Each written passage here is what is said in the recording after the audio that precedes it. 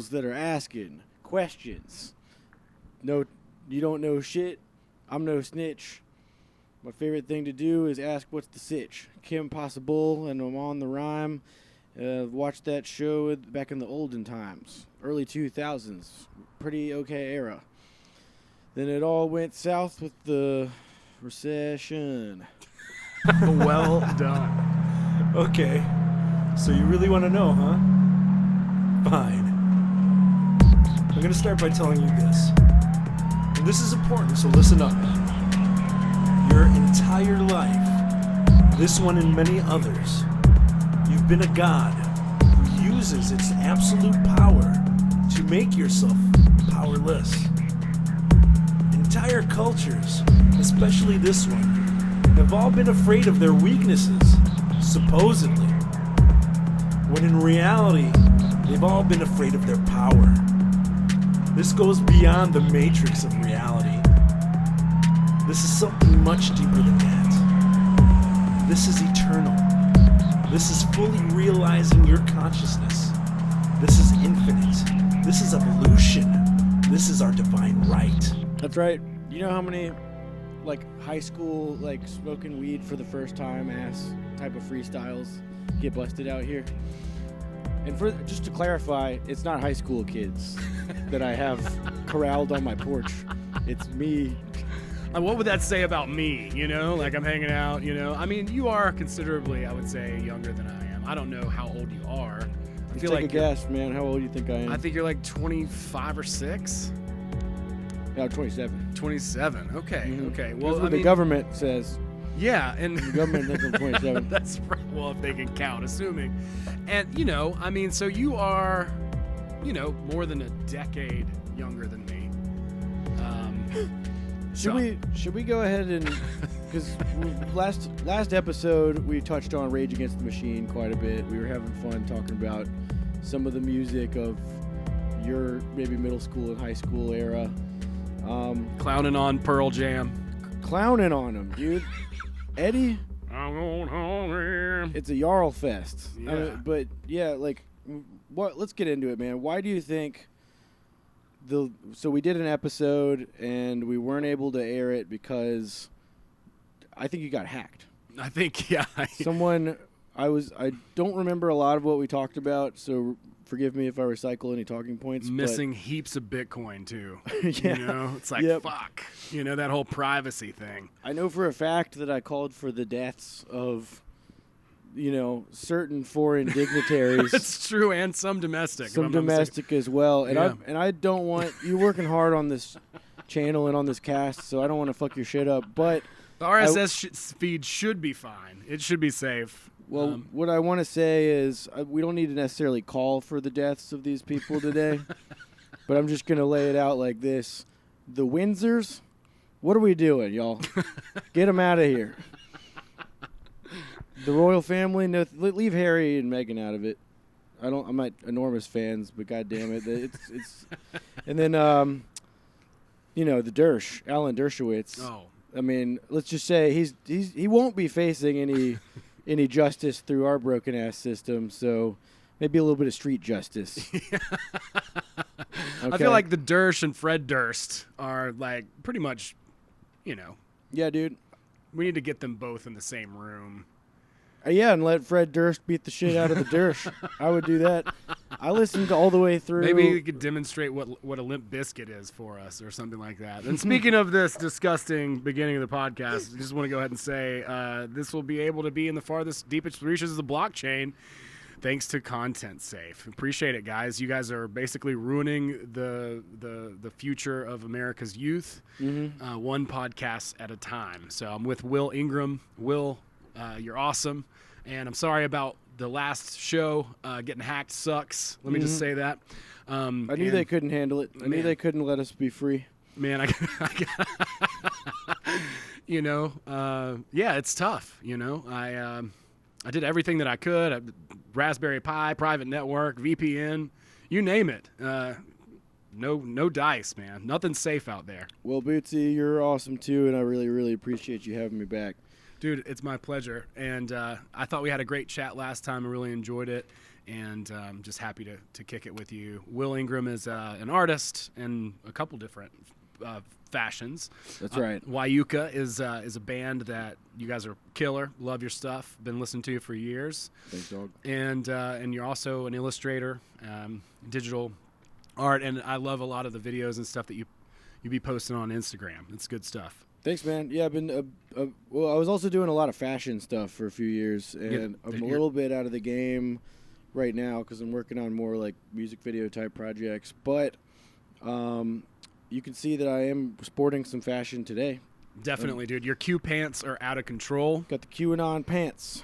Coming to a store near you soon. And ironically, everything we've set up to now, no problem. But as soon as we mention QAnon pants, banned forever. Right. Off the internet. Because they can't let it go fashion. One thing I've noticed. So I've been living in Southwest Louisiana. I'm way out in the fucking sticks, and it's a very like food centric culture down there. They've got like boudin, crackling, all this like dank food technology that we, our coastal sensibilities over here in Georgia can hardly fathom. But I will say, there's no fashion as part of the culture down there. They don't have it. Yeah, fair enough. So I'm trying to bridge some gaps between Atlanta and Louisiana culture with my QAnon drop crotch jogger pants that I'm working on over here. and so one thing that's kind of funny right now, I'm glad the episode got hacked actually, because we recorded it like right before Christmas, and it didn't account for like the storming of the Capitol and all that stuff. That's a good point. And also my mom called in the middle of it, so that was kind of, that was bad sweet. Taste. That was my favorite part. Because I was whispering sweet nothings to the audience that you weren't aware of. That's funny. Well, I do have it somewhere, it's somewhere out there, and I'm going to have to try and recover it just to catch those sweet nothings and see if I can sample those on. Oh, you wish. Some old. You wish, buddy. Some old beats, We'll be freestyling over that. But yeah, no, a lot has happened since, that's for sure. And, I think that's pretty cool, actually. Yeah. It'll be a little bit more up to date and up to speed this episode. Because, there was a whole election and there was a lot of different things that, we're in a completely different reality, basically, than we were that time, which is odd to think about. I imagine it's going to keep compounding, but maybe at a slower rate right now. That seems to be the impression everybody has. But when the waters appear to be calm, that's when you got to have your fucking periscope rocking and your Q pants on. You get your Q pants on. Can I wear these? Because I made them for a music video, and now like QAnon is more violent. It used to be. It was a posting goof, and it's like post Q. It's like it's like steampunk in the post Q era. Like people who are just disenfranchised, and I mean.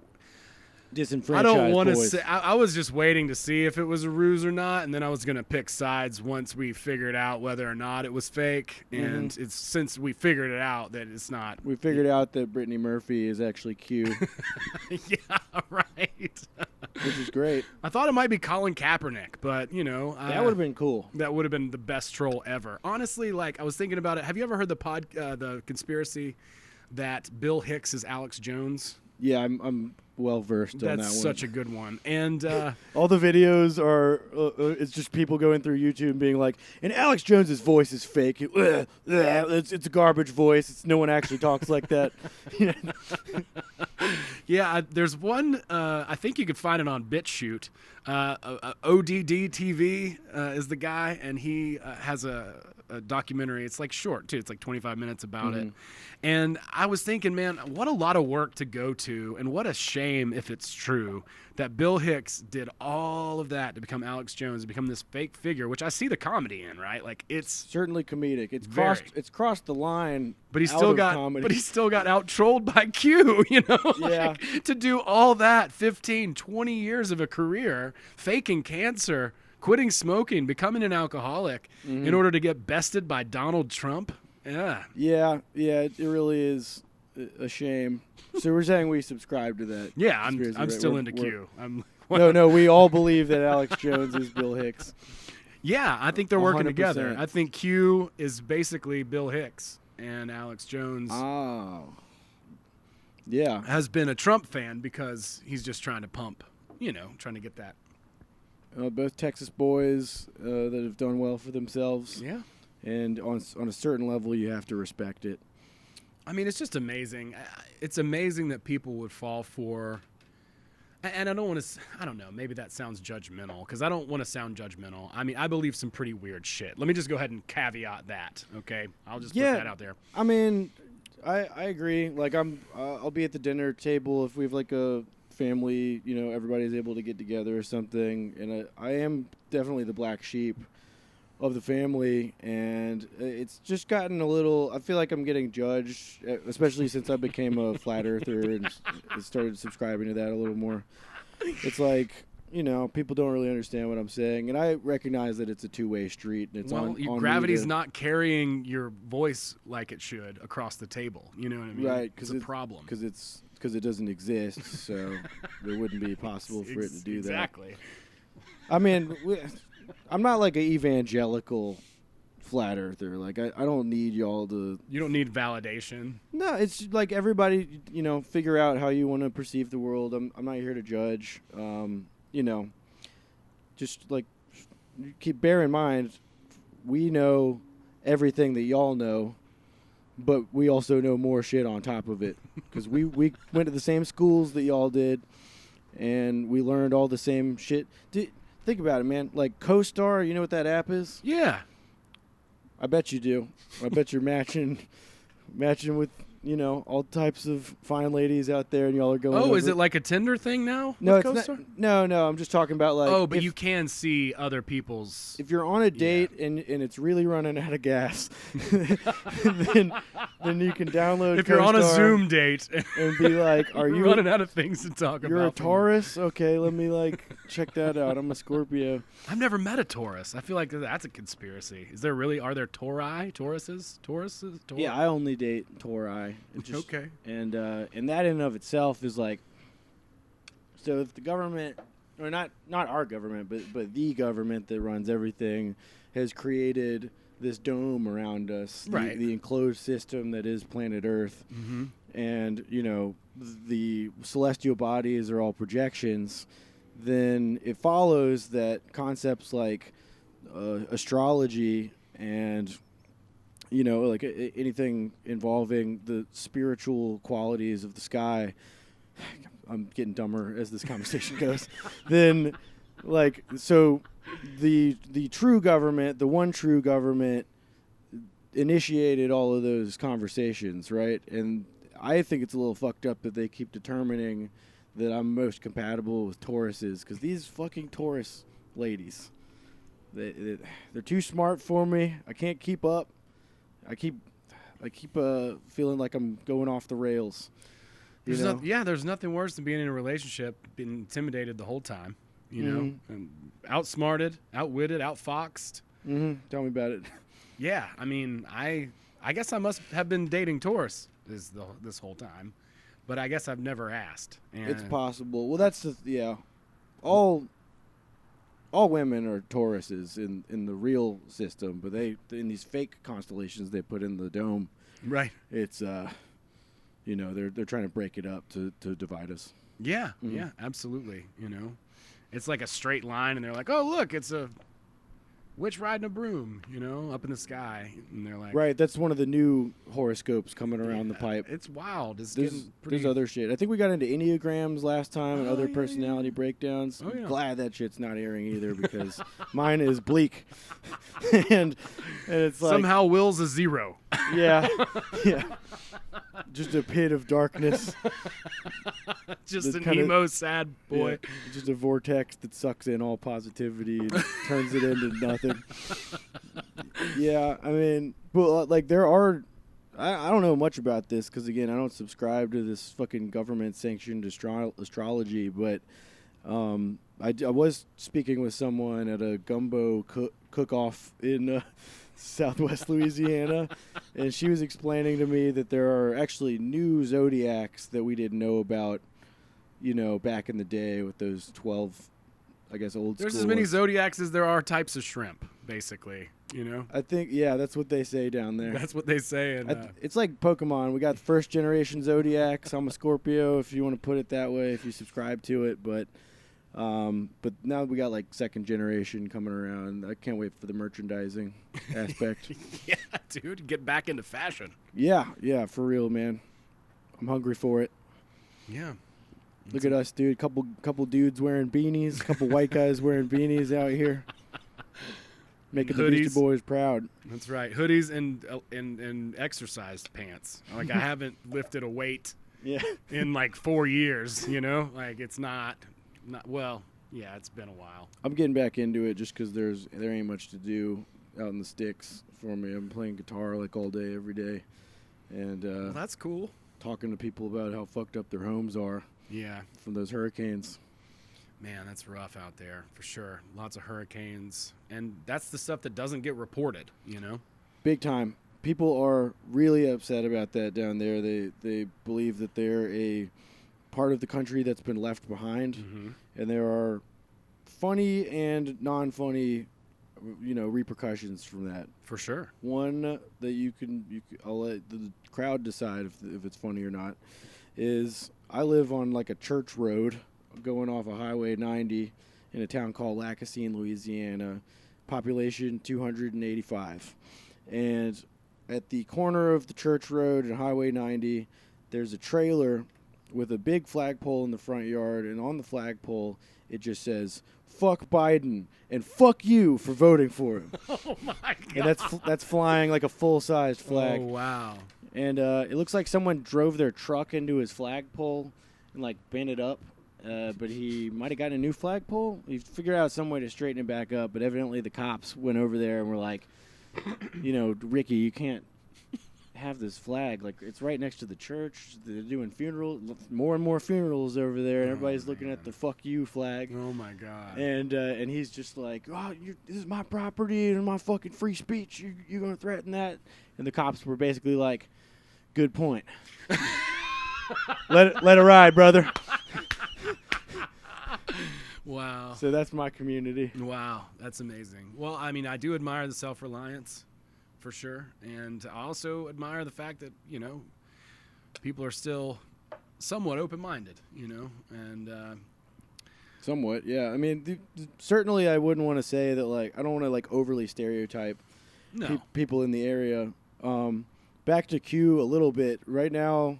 So I'm like a super offline person, but I got on Reddit this past week to like having a hard time casting a music video we're trying to shoot down there, and was like trying to see what the resources are. Got on the Lake Charles Reddit. Lake Charles is the biggest city in that area, and the whole fucking page right now, all the top posts are like, found a QAnon warrior. And they'll like take pictures of the back of someone's car, and they have the rabbit with a Q logo on it, or the like cursive Q with the American flag on it. And one of them, my favorite one, was this. It's like a, this champagne colored 4Runner, which love a good early 2000s 4Runner. Dude, those things are bulletproof. Phenomenal. Yeah. A little overpriced on the secondhand market right now, but anyway. When you've got like car window paint, and it's usually used to be like, JV volleyball is going to state. Go Wildcats. Yeah. Happy birthday, Whitney. Congratulations on graduating. Yeah, exactly. One woman wrote on this beautiful 4Runner on the windows, they all say like, the vaccine has AIDS in it. And the caption was just, she got big mad when I got out to take the pictures. And my other favorite, of course, was the back of this, looked like a Ram 3500. It had just a vanity plate that says, it's flat. That's one of my boys out there preaching the truth to the ignorant masses. We got to get the word out somehow. I appreciate the creativity to put it on a plate, and it's the obvious is unseen to get it on that license plate. That got approved by somebody, and they just sitting there, just eyes closed, just stamping plates, That's some right, prisoner man. who's like, all right, well. Some prisoner, yeah. Yeah, it is fucked that they got the prisoners doing that shit. They had prisoners making Victoria's Secret lingerie in North Carolina at a prison, and as we all know, Victoria's Secret owned by Les Wexner. Where the fuck is that guy? Another guy who's not going to be facing any actual justice, street justice warriors of Ohio. Go get him. Yeah. I mean, it's fuck that guy. I mean, for sure, and that's got to like raise some fuck you Biden flags, right? I mean, to know about all these, figures and how ridiculous it's gotten to cartoon world where these people are just completely there's no consequences for some people's actions. That's for damn sure. And there was a lot of people that were like following the QAnon, drinking the Kool-Aid or whatever. And they my people. And I literally was on like live streams and stuff, and people would be like, I used to respect you, and now you said something negative about QAnon. I'm unfollowing you. And I'm like, you're unfollowing me, but I was nice. I was like, look, I'm not trying to like alienate you because I've been disenfranchised. I've been clowned on, it happens to the best of us. That's like I was sitting back life. to my exactly clowned on. back to my caveat. I believe some weird shit. So like I'm open to, certain things, but I also have been like down the rabbit hole for, I don't know, 10 years. So, I've seen some ruses as well. So, if you can't handle, being wrong about something, then you're not going to learn any lessons. People got to learn lessons, and I think there's an opportunity here, a big one. So I want to be clear that I'm not clowning on you if you were, because the earth is flat, like you said, right? Like, yeah, I mean, I'm not convinced that it's like flat, but I do think that there are like parts of the earth that we're not allowed to access or know about. Isn't that like Antarctica? That dude who like traversed Antarctica and said there was like, it goes back pretty far. Yeah, there's an ice wall, and if you go over that, that's what some people think is the edge of the flat earth. And it's like a pizza crust. And then the dome comes up off of that. I don't necessarily subscribe to that. It just follows to me. If you go back to the classic Bill Cooper point about his opening in Pale Horse Rider, it's something to the effect of, if I had enough resources and one such conspiracy did not exist already, then it would be morally irresponsible for me to not try to shape the way that the future goes.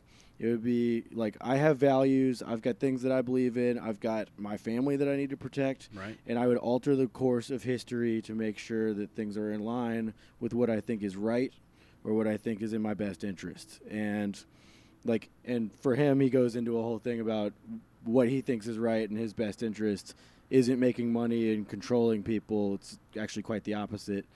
But he would have to direct things towards what he believes. I would say, it follows that if there are, we've had like massive hubs of wealth and like a relatively small amount of competitors hoarding all of this wealth. This is not getting into anti-Semitic territory, for the record. I'm talking about like the Queen of Spain having like an insane amount of wealth in the 1500s, or the Rothschilds, like even, or are we? Well, that'd be a little bit later, I guess. Okay, but that's later. You can say it's earlier, depending on how you want to draw that line. Well, yeah, I think it does go back at least to the like 15 or 1600s with the Rothschild banking family, if I'm not mistaken, but I don't know. I mean, I haven't read up in a while. But. Well, regardless, I mean, if you're saying, take it all the way back to ancient Egypt. Like the point is that at any given time, there are like a set amount of like small groups, governments, factions, etc., that like have a ton of control. Mm-hmm. This has been going back long before like North America was quote unquote discovered by the Western world. Mm-hmm. So it follows that there are going to be territories that have a lot of resources that we can't know about. Yeah. We can't know about those resources because we can't have fucking ABC construction company competing with, like whoever is staking claim to those resources. Yeah. We tried to do it with the moon. I mean, that's obviously You like saw how that went. that's a joke. We're almost out of cheese. Yeah, well, I mean, we didn't fucking. You don't think we went to the I'm moon? getting pissed off now. Yeah. Yeah. Kubrick, man. My favorite director. For a lot of reasons. I pegged you as an Aronofsky type of fella. I mean, don't get me wrong. I do like the Russian stuff. Show don't tell, right? Mm-hmm. But, it's interesting to think about the whole moon hoax thing. And I watched a mockumentary. There's like this French mockumentary about it not too long ago. And then I wondered, is it really a mockumentary or is it just being presented as a mockumentary? And it's a documentary, like a documentary and mockumentaries clothing kind of thing. But it was really interesting. And then there's even the admission. He even admits it on certain videos that he did do the whole moon landing. It was a PR stunt. But that could be a PR stunt, right? And like here we are in this whole who knows? Who really knows? I know that I have a hard time live streaming on YouTube from my house. Mm-hmm. And I have fiber. And in 1960 whatever, I don't know what date. I'm not that smart to memorize stuff. I did bad in school. 68, right? I'm going to take your word for it. For them to go live from the moon in color. I can't get my fucking Bluetooth to work down here. That's right, bro. I can't even get my JBL speaker to hook into my iPhone. You know what I mean? Yeah.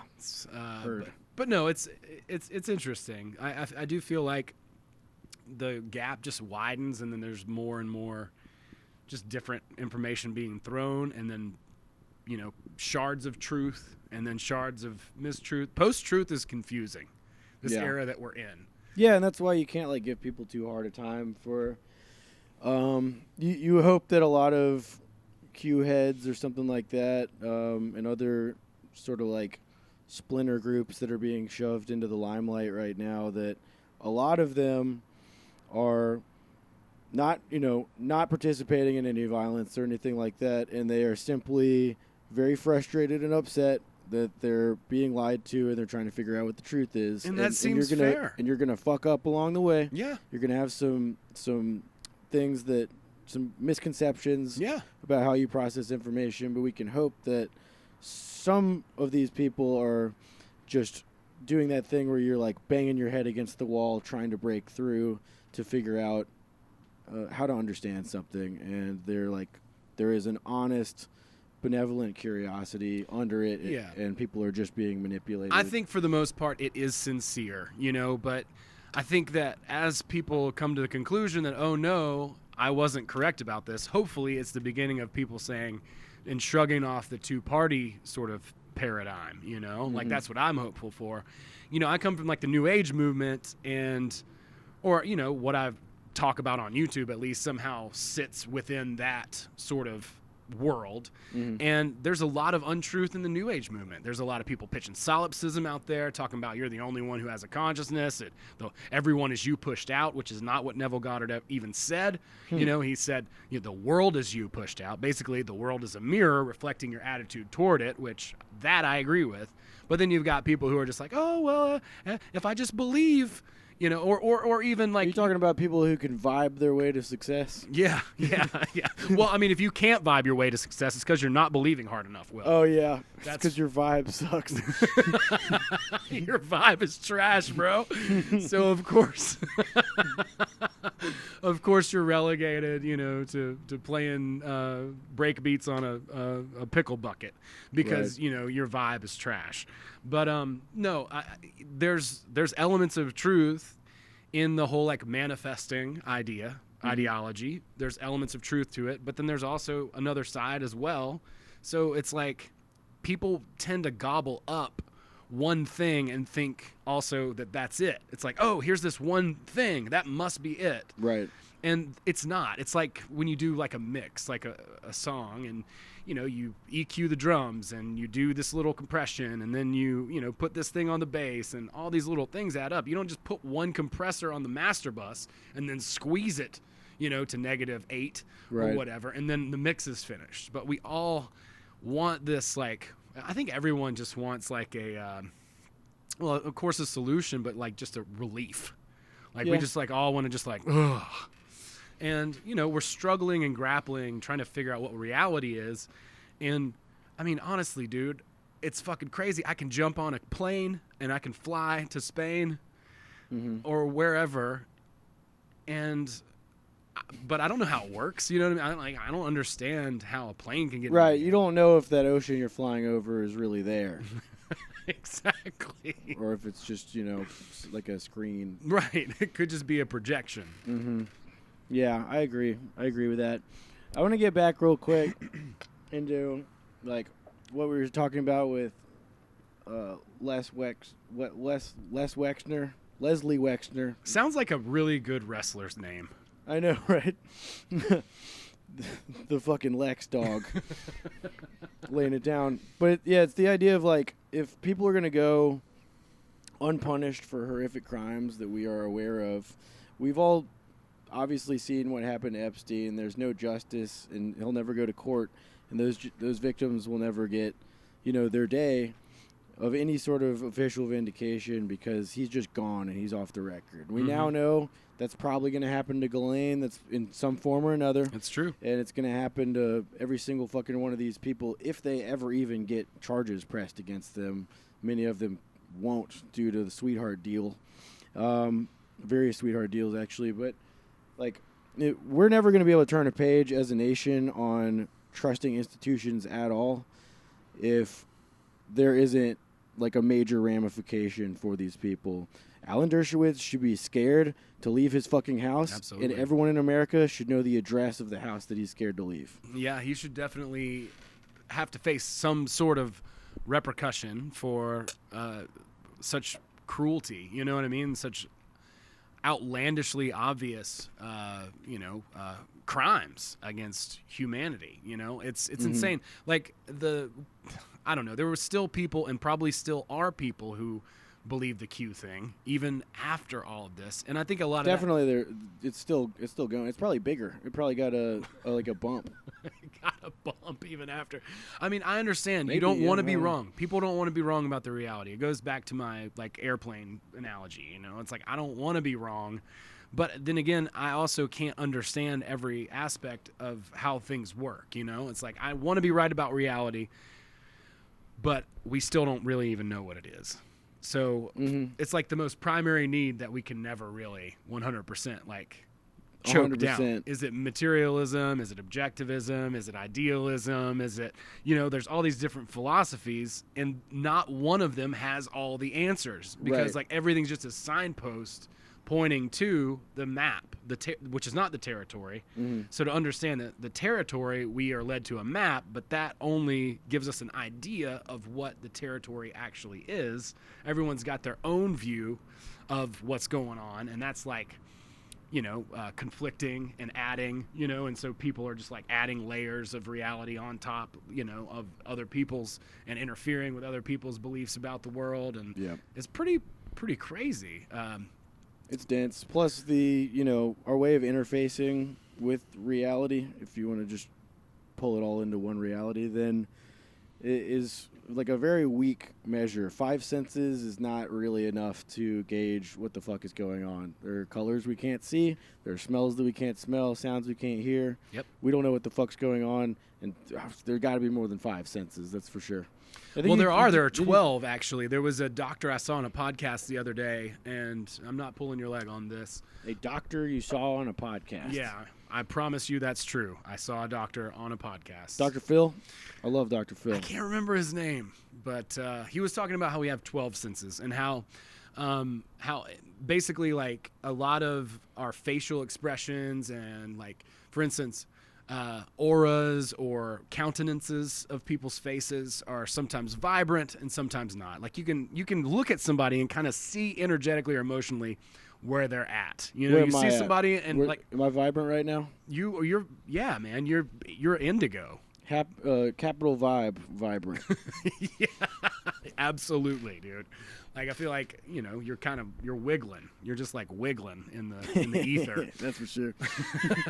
You know it. But no, he's talking about how through, like, for instance, so like our face, like, so hiding our face, putting masks on more is going to make us not be able to smell as much. It's going to deaden certain senses. It's going to also decrease our awareness of certain facial features of other people because of it. It's going to make us rely more on two senses, video and audio. And so as we go into the future, into this like sort of Ready Player One reality, those are going to be the two predominant senses. And he's talking about how food and we won't necessarily get the same smells the more we sort of desensitize those senses. Interesting. So, which makes some sense to me, is very interesting, because it's like, you know, the food that we have access to, and now we've got Bill Gates buying up all this farmland.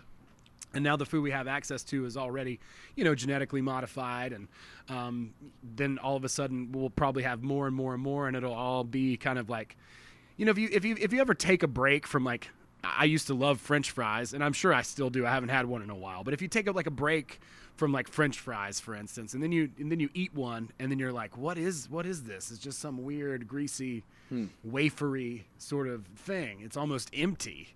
You know, when you take a step back, like my cousin was in the Army for a while, and then he got out, and then we went and had Chick-fil-A, and he was like, dude, this just tastes like salt. You know, it's just like MSG, you know, and that's all it was. Or like ketchup, like the corn syrup, and you like dip your fry in there, and then you just like, you know, like it's just like, wow, it's like an explosion. But what is really the essence of that thing? It's just like this like crazy corn syrup that's in there. And if you take a break from that, then you drink like corn syrup, you're like, you can taste the, like, I don't know, or I can at least, like I can taste the like Roundup taste to it, that like the weird, unnatural sort of flavor. And I don't know, like the more we like decondition our senses to pick up on those subtleties, the more we're going to basically like go into this more matrixy style of reality interpretation, where we're really, really more reliant on visual and audio. And that's it. More digital, more screen time, more internet stuff. Which is, you know, I don't know that it's necessarily cocked up like that, but like it is a pretty interesting sort of correlation between, you know, like what all's going on, the food that we have to eat, the idea that we have more than five senses, which honestly, it makes sense to me. Like, I can't tell you what the other senses are, because I just watched that one clip of Dr. Phil on the podcast. But it was interesting to think about, like, wow, like, look how all these things sort of tie together. And I'm not saying that it's intended that way, but it's interesting, and maybe more than happenstance that it is, that, like, okay, so now we continue to go on down this road, and we get more and more removed from nature, you know? And, I mean, nature can be cruel, but I mean, I feel like we've already become so accustomed to being removed from it that, I mean, is it even possible, you know, to kind of like find a little more of a homeostasis between, you know, being human and being in the world, you know? Interesting. Yeah, it was weird. Like a shower thought I had early in quarantine, which was I had a roommate who wouldn't stop playing Animal Crossing, and I was like, first I was kind of like, you know, whatever, like I've never been a gamer, and then I was like, it occurred to me that he's actually getting closer with nature via that, in terms of like interacting with some sort of version of what lies beyond our like walls and stuff like that, because, you know, we were living in like a very urban area surrounded by like projects and buildings on all sides, and there was no woods to go into, no streams or anything like that. So it's weird when you have to go into the digital realm to be closer to nature.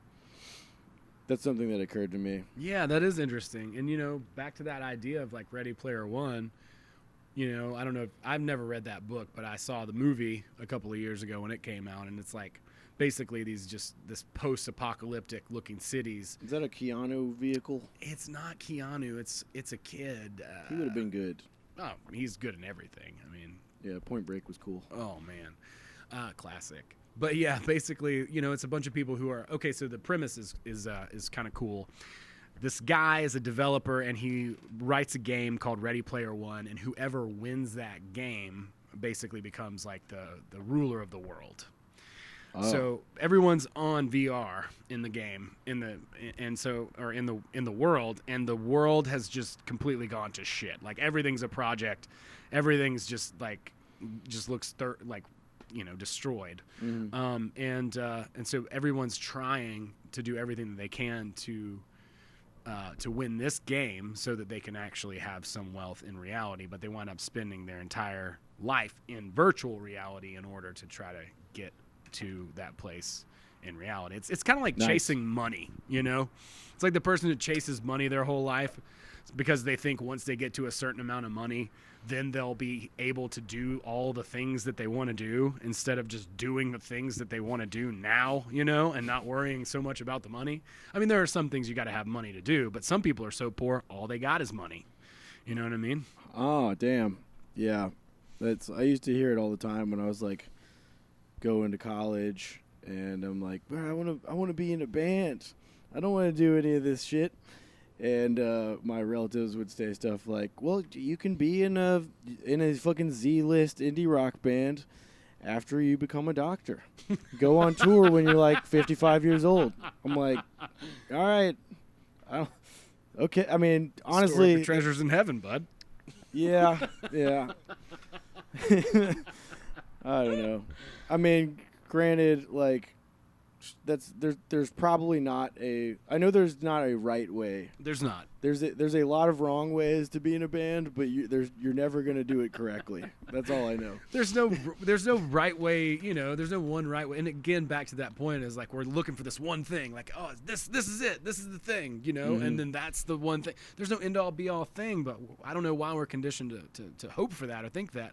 It might be from just a young age. It might be like capitalist culture or put some, sort of implanted old ideology from years and years past, or the fact that we never really had much that was real. I just grew up on Hamburger Helper, dude, and ketchup, there's nothing natural about that, but like it's a quick fix. It's like it's thrown into the microwave, it's served on a plate, and I get to hear my dad's, jaw click and clack the whole time while he's eating it, We're all just waiting to hear Daddy chomp down on some fucking microwave gruel.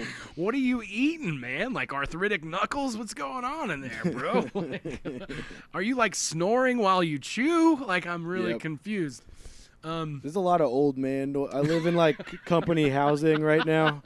We have a meeting every day at 8 a.m. for our work, and just the whole thing is guys being like, it's like, I'm 27, but I'm already catching myself doing like, right. It's fucking disgusting. It sounds like he's eating a bag of potato chips, like the bag, you know what I mean? But it's a donut, you know what I mean? Like, you're eating a donut. How does it make that much noise, bro? Men are pretty gross. Men are gross. We are definitely gross. There's something very funny about tidy whities and mm-hmm. I've been having sex with my socks on more, and I can't tell if that's like a white guy thing or just a old guy thing. I don't know what the fuck territory I'm getting into, but I'm just happy somebody's getting laid, man. I mean, I say express yourself, do everything you can. As long as you're not wearing sandals with it, it's not so bad. Sandals with the socks. Sandals with the socks. I'm geared up. Getting my swerve on. I got a belt on with a phone clip on it for sex. Oh, that's so ready funny. to smash. Oh my god. Yeah, dude. So I'm a little curious. Can we get into what you're saying about the devil? Yeah, let's talk about the devil. Because the devil's one of my favorite mentors. Okay, word. Because I've been doing a lot of devil shit on the internet lately. I've used a lot of satanic symbology in my artwork over the years, and I've gotten some questions about it, and it was always misinterpreted. by people that were kind of out of the like demographic I was making art for.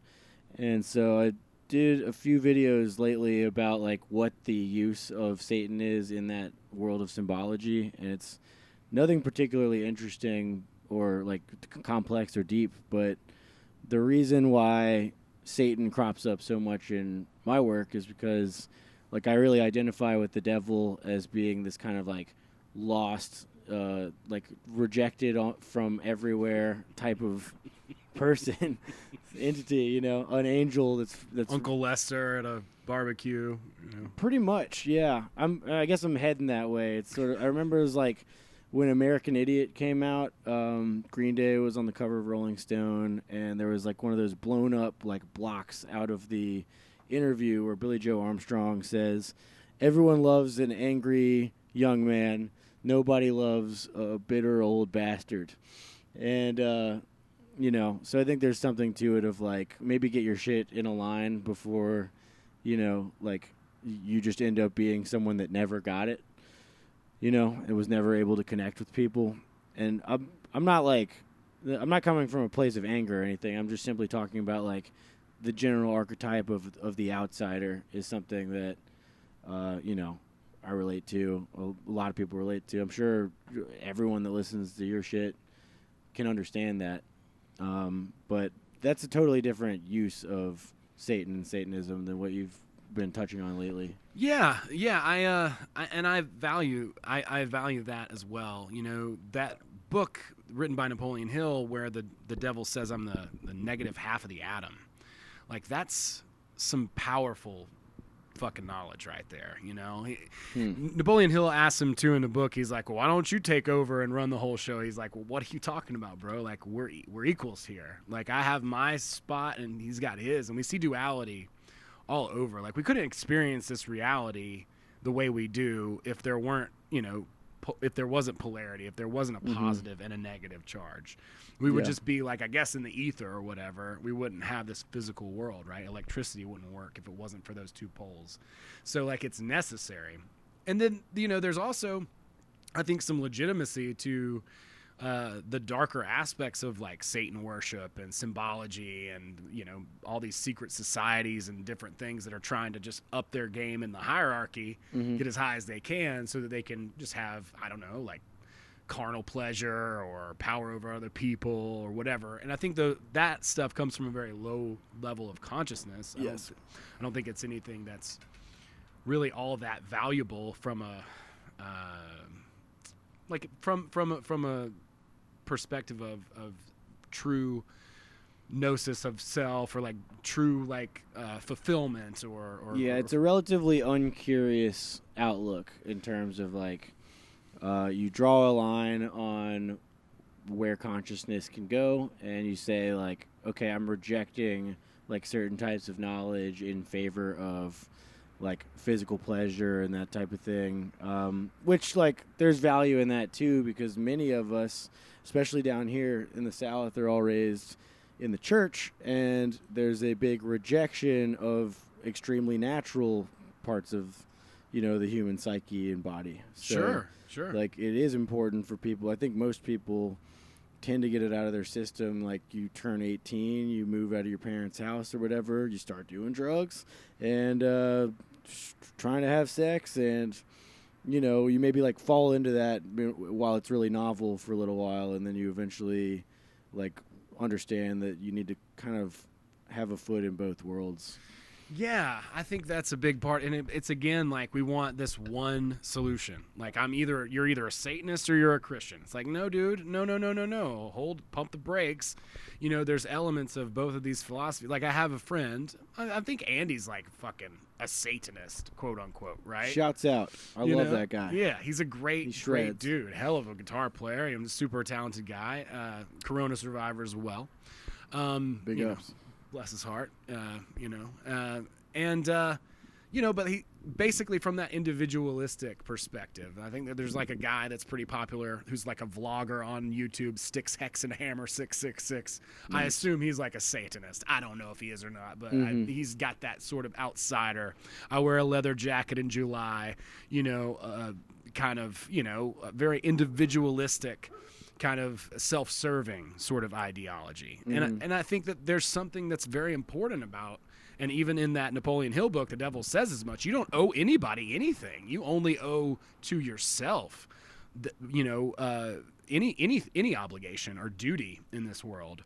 And the weird flippy part about that is that we are all one and all separate at the same time. And I think, I would posit that like the only way to really connect to that oneness is through your individual self. You can look into like Ayn Rand's philosophy, who she gets a lot of flack. People hate her. It doesn't make her ideas right or wrong just because she's a bitch. You know what I mean? But like,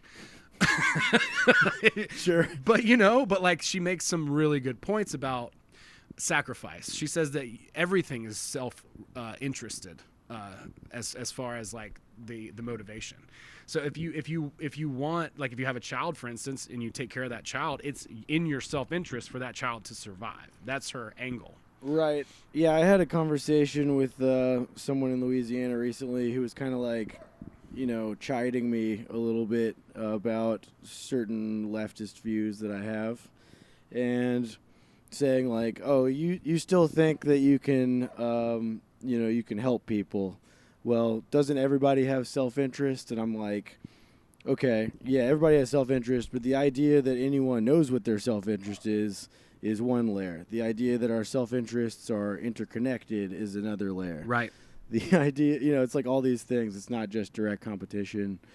There was an interesting Candace Owens interview recently. I'm pretty offline. And like not a big supporter of Candace Owens. She made a pretty interesting, ironic point about essentially as massive parts of society become more secular, people plug the religion part of their brains with other things. Mm-hmm. They make weird things into their religion. Mm-hmm. And I think that's an interesting point. She then went on to do this whole like, anything that anyone on the left says is a lie and is crazy. And I can't believe, they won't listen to me. There's this whole thing of like, okay, you can't really have it both ways like that. But, right. But anyway, like, yeah, I was watching a Darren Brown, one of his episodes where he had a scientist who's an atheist come in, and he basically like programmed her, so to speak, in this church to have this emotional experience with God while he got up and left, and he tapped the table and he did all this NLP shit. And she did. She had this moment, like this really connecting sort of moment. And I think that at the end of the episode, he tells her as much, and she doesn't seem like she's even wavered at all that he was a catalyst for it. She's still clinging to that. We do have a part of us that is reaching out to something, spiritually. And I do think that we plug the hole, sometimes via religion, sometimes via science, sometimes via statism or government. Politics. So it's like, what are you going to plug that hole with? Or are you going to do that investigation yourself and find your own sort of answer? Because my argument for what happened on that Darren Brown episode, at first I was like, man, fuck this guy. He's like that's really, if there's any definition of, what do they call it in the church where you like clown on Christianity? I don't know. Heresy? yeah, exactly. Like heresy. Naysaying? Yeah, I think heresy is very, very much what I was looking for. It'd be cool if all the naysayers were just horses. They're all like, fuck you to horses. But like the heresy idea, if there was anything, blasphemous, then it's what Darren Brown did to this woman by putting her in the situation and catalyzing a spiritual experience through NLP on her. But ultimately, what is NLP? It's neuro-linguistic programming. Okay. It's the idea that I can say certain words that trigger you. There's like the idea of gypsy hypnosis, for instance, where if I ask you 3 questions in a row that are yes, yes, yes, then you're more likely you basically fall into a hypnotic sort of state about it. So that kind of thing. As a non-snowflake, I'd like to see you try to say some words that trigger me. But I love that. I watched Ryan Long's video today. It was really funny. But He's a pro skater. yeah. What are you talking about? But yeah, I mean, like as far as like that goes, like there's nothing more blasphemous, and like I'm sitting there, you know, because like, you know, I'm a spiritual person, or consider myself to be, and so I'm watching Darren Brown like trigger this lady into having this, you know, religious experience, but I'm also seeing that in the end of the episode, she doesn't even fucking care that he triggered her into it. Like that experience for her, even though it was artificially catalyzed, was still very real to her. And so I don't know, it actually furthered my I don't know, like confidence that we do have, you know, some sort of I don't know, like spirit or universal sort of connection Antenna. to all. Yeah. Antenna's good, you know, like the Vadim talks about that as like the plate, and Carlos Castaneda talks about it as the assemblage point, which is like this connective sort of spiritual organ that kind of like connects us into that. And there's people who like have like, you know, ghostly experiences, or they're like possessed, get this feeling on the back of their neck, which is I was having a lot of ghostly experiences when I was on Hinge and Tinder over the past year. I was getting a lot of paranormal ghostage happening towards me. Dude, it's so bizarre that dating is that way. I have a bit about it, but it's not untrue, where like I did delete Tinder anyway, but like, can we do a let's hear the bit? I'm in the crowd at the Laughing Skull.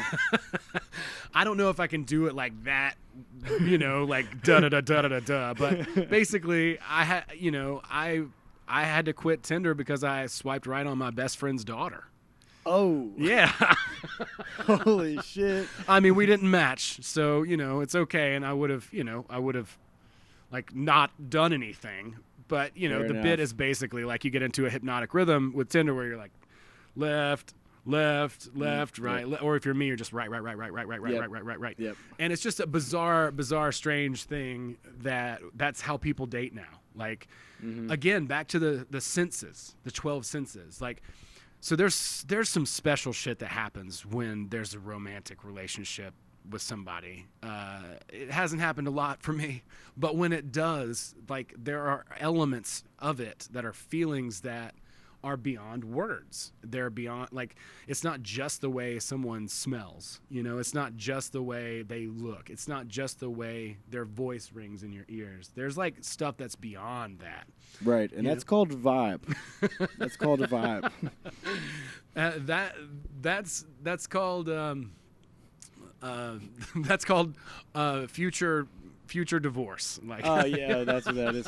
that's a, but no, I mean there are these elements that are sort of, you know, out of the realm of definition. They're like outliers that, Right. you know, you experience. You know, you have this lightness that is your That doesn't even factor in the reality tunnel aspect of, like, it's outside of our language. Maybe there are some other languages that can describe it better, There probably are. but then there are things even beyond that. Because So, like English is just a business language. It's created literally to do business. That's the whole point of English. that's right. That's it. We're out here running numbers. That's right. That's right. So y'all be better hitting that Patreon. What's up? but yeah, no, it's just interesting that we do that again. You know, back to this 2 cents sort of reality where we're headed to as human beings. You look on the phone, you look at that person, you read their bio, you know what I mean? And maybe there'll be a video at some point that you do. And then you've got to like come up to the standard. I mean, I don't know. It's just pretty strange. I'm not saying that I'm not trying to shit on it. I'm not trying to throw shade and be like it's wrong, you know, like, and come from that angle.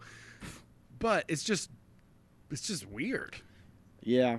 I had a tactic I was doing for a little while to get conversation interesting, of be like, off the top, like, hey, I'm a cop. That's a good one. And but then I had to stop doing it when we were having the riots here in Atlanta, because no cops were getting laid for a solid 6 months. Yeah, much less just getting beat on the side of the street. Like the best pickup line I ever tried was, "I'm going to set you on fire," to a girl. And, dude, I mean, she was, like, texting me when I was in California. And I was like, new phone, who dis, you know? And then she just, like, poor thing, you know? She, like, sent me, like, a photo. And I was like, who's this? I don't, you know? And, like, that was the best pickup line I ever. Y'all heard it here first. Bootsy's a pimp. Bootsy's on lacing y'all up on some pimp game. I had one good line, and it was literally attempted murder. So I don't know. I'm clearly not like I'm not ripping it in that whole world. But I mean, I did delete Tinder off my phone and Bumble and those things. But I've tried those in the past. Yeah. Those, partly for casting too, because I was like, oh, I'm in a Netflix show. Maybe I literally have done that before. It's like, look, a lot of these accounts are fake, and they're people just trying to plug their OnlyFans. Do any of the OnlyFans people want to come be in this music video? Because we need some hot ladies, and I know zero. Yeah, exactly. In real life. Exactly. I mean, I definitely got hit on one time by someone who was, you know, a sex worker, and she was like, hey, here's what it is, here's the deal, blah, blah, blah, and that's why I'm on here. Here's my website, common. You know, and I was like, oh, wow. Doing massages. It's like that, huh? Okay, well, interesting. Here I am, like all naive, you know, in my late 30s, mind you, and naive. And I'm just like, oh, you know, look. 90% of people that encounter those posts are like broke bastards, like probably us, that are like, all right, you're a sex worker, that's cool, because I'm also like a feminist, so maybe I'll be the one guy that maybe gets it for free. Right. I'll be the one guy who's such a gentleman that you just can't help yourself. Just a simp fest, yeah. That's exactly what that is. God bless the women and people of all stripes on there trying to make a fucking living. You gotta hustle. Oh yeah, man. You gotta hustle. No hate here. Get your OnlyFans fired up. Do what you gotta do.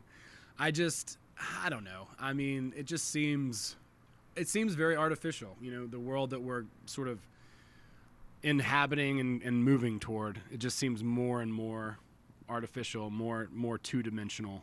Yeah, maybe your world is artificial, dog, because I'm keeping it real. Yeah, that's right. Keeping it real in the QAnon pants, son. That's right. Not all of us have QAnon pants, but, you know. It's one piece right now, and various wholesalers are refusing to let me scale it up. So we'll see. Wait for things to cool down a little bit. And they're handmade. I mean... Yeah, I just painted on some sweatpants I got from Target. Or I got them from Kroger, actually, the Super Kroger in Athens. Yeah, you can get everything from Kroger now, you know, which is nice. Yeah, there's something to be said for that. They're coming out with their own dating app. That's right. Oh, man. That would be typically a good place to meet someone, or like back in the day, you know, you'd sometimes meet someone in a grocery store. Yeah, I do respect to some extent. There's like a guy I work with who, so in our town, there's only one business. It's a gas station that sells liquor. Well, everything, like CVS sells liquor in Louisiana. Everywhere does. But it's a gas station, and they got some dank po' boys. And then I guess there's also a tire shop, which also sells liquor. I shit you not. And, yeah. But those are the only businesses in our town. And if any slight change happens with anything in those places, like, you know, everyone in the town knows about it. We were all guarding Henry's, the truck stop, when we heard people were storming the Capitol. We were like, they're probably going to storm our Capitol next. So we were all out there. But it's like, where was I going with that? Oh, yeah, so, like, new employee. There's the new woman got hired, like, last week at the truck stop. You know, nice, normal person. And this guy I work with, who's, like, 20 years older than her, fucking, like, comes back and is like, yeah, man, I was spitting some game at the gas station. And we were all like, you know what? Good for you, man, because I've maybe never been in public other than a couple of, like, bar nights in Athens I don't remember, where I was actually, like, someone right there. I'm walking up and spitting straight game right now. And then, you know, it turns out she gave him a fake number and all this shit. But, you know, well, at least but like, respect to the man courage. for trying and, you know, working. Yeah, I believe he was respectful. Yeah. I don't know, actually. Well, I mean, hopefully he was respectful. We hope so. I mean, regardless, you've got to make a move somehow. And I heard somebody, I can't remember who it was, but a girlfriend of mine who had like her niece, I think, her nephew, I'm sorry. And they were like at a park, and the nephew was like, oh man, I really want to go and talk to that girl and get her Snapchat. And it's like, that's what you're going to do? You're going to go over there and get her Snapchat? Why? Then what? I believe that's how you do it. That's it, huh? And then you do bits or you riff in the DMs. Yeah, I haven't had Snapchat in like 10 years. Snapchat's pretty easy at this point. Like my buddy Brian was hitting me up on Snapchat the other night when like we were hanging out in a car and like, you know, you get your bit emoji or whatever and like you guys are like digitally hanging out and like doing cool stuff. So maybe, you know, you can put those images in there, I guess, where you're like you send an image of you guys holding hands. You send an image of you guys like watching a movie together, which is like, that's meta. You know what I mean? Yeah, like, that's Jesus. weird. I'm working on an app called Snape Chat where it's you you type in a phrase and then it says it back in the Professor Snape voice. R.I.P. I like it. I think that'll go really, really well, actually. I was talking to somebody on the way here who's trying to do like a coaching thing, and I was like, you know what you should do is like a quiz. And then people love quizzes, you know? Yeah, yeah. And you go through and you take the quiz. They don't even care what it is. It could just be like, oh, do you want to know what kind of shadow you have? Like there's like a 4-quadrant, you know, like thing. And then are you a number 1 or a number, you know? Yeah, just which Harry Potter house Exactly. hold are you in? Which Yeah, it's like the dumber it is, almost the more effective it's going to be. Like, which Harry Potter character are you? You know, and then you just go through and you take that, and then boom, all your data gets leaked, and then all your Bitcoin's gone. Yeah. You know, that's how I lost the last podcast, actually, if I'm being honest. Okay, yeah. Yep. It happens. Yeah. We're all trying to make our way in The this, truth in this comes confusing out, world. man. I was excited, and I was sitting at home all by myself, not using any of my other senses, you know, the other 10 just like basically just been thrown by the wayside. So I was like, what am I going to do? I'm not sure that I have 12 senses. You might. I fucking don't. Well, I think we have a lot more capability, and maybe senses might not be the right word, but like ways to sort of, you know, ways of knowledge, of understanding the world around us than. And then, you know, through coming up the way we are, socially conditioned. It's like in the Transurfing book, Vadim says that we could see auras and we could do all these types of things. And I believe that, you know, it's like my buddy James, he's a comedian. He was on tour just doing like the Wieuca festivals, you know, the music festivals all the time. Oh, my God. And he created this character that was a sound healer. And they created this psychedelic spaceship. I love that. Of gongs, and people would go in there and they would take a ride and he would smash the gongs.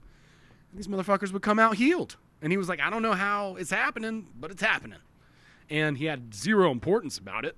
And literally just didn't care, you know. But then all these other like true sound healers would be trolling him and be like, dude, you can't do that. I'm the original, you know. And then they'd be like, you can't smash a gong in the center. And he'd be like, watch this, and then just smash it on people.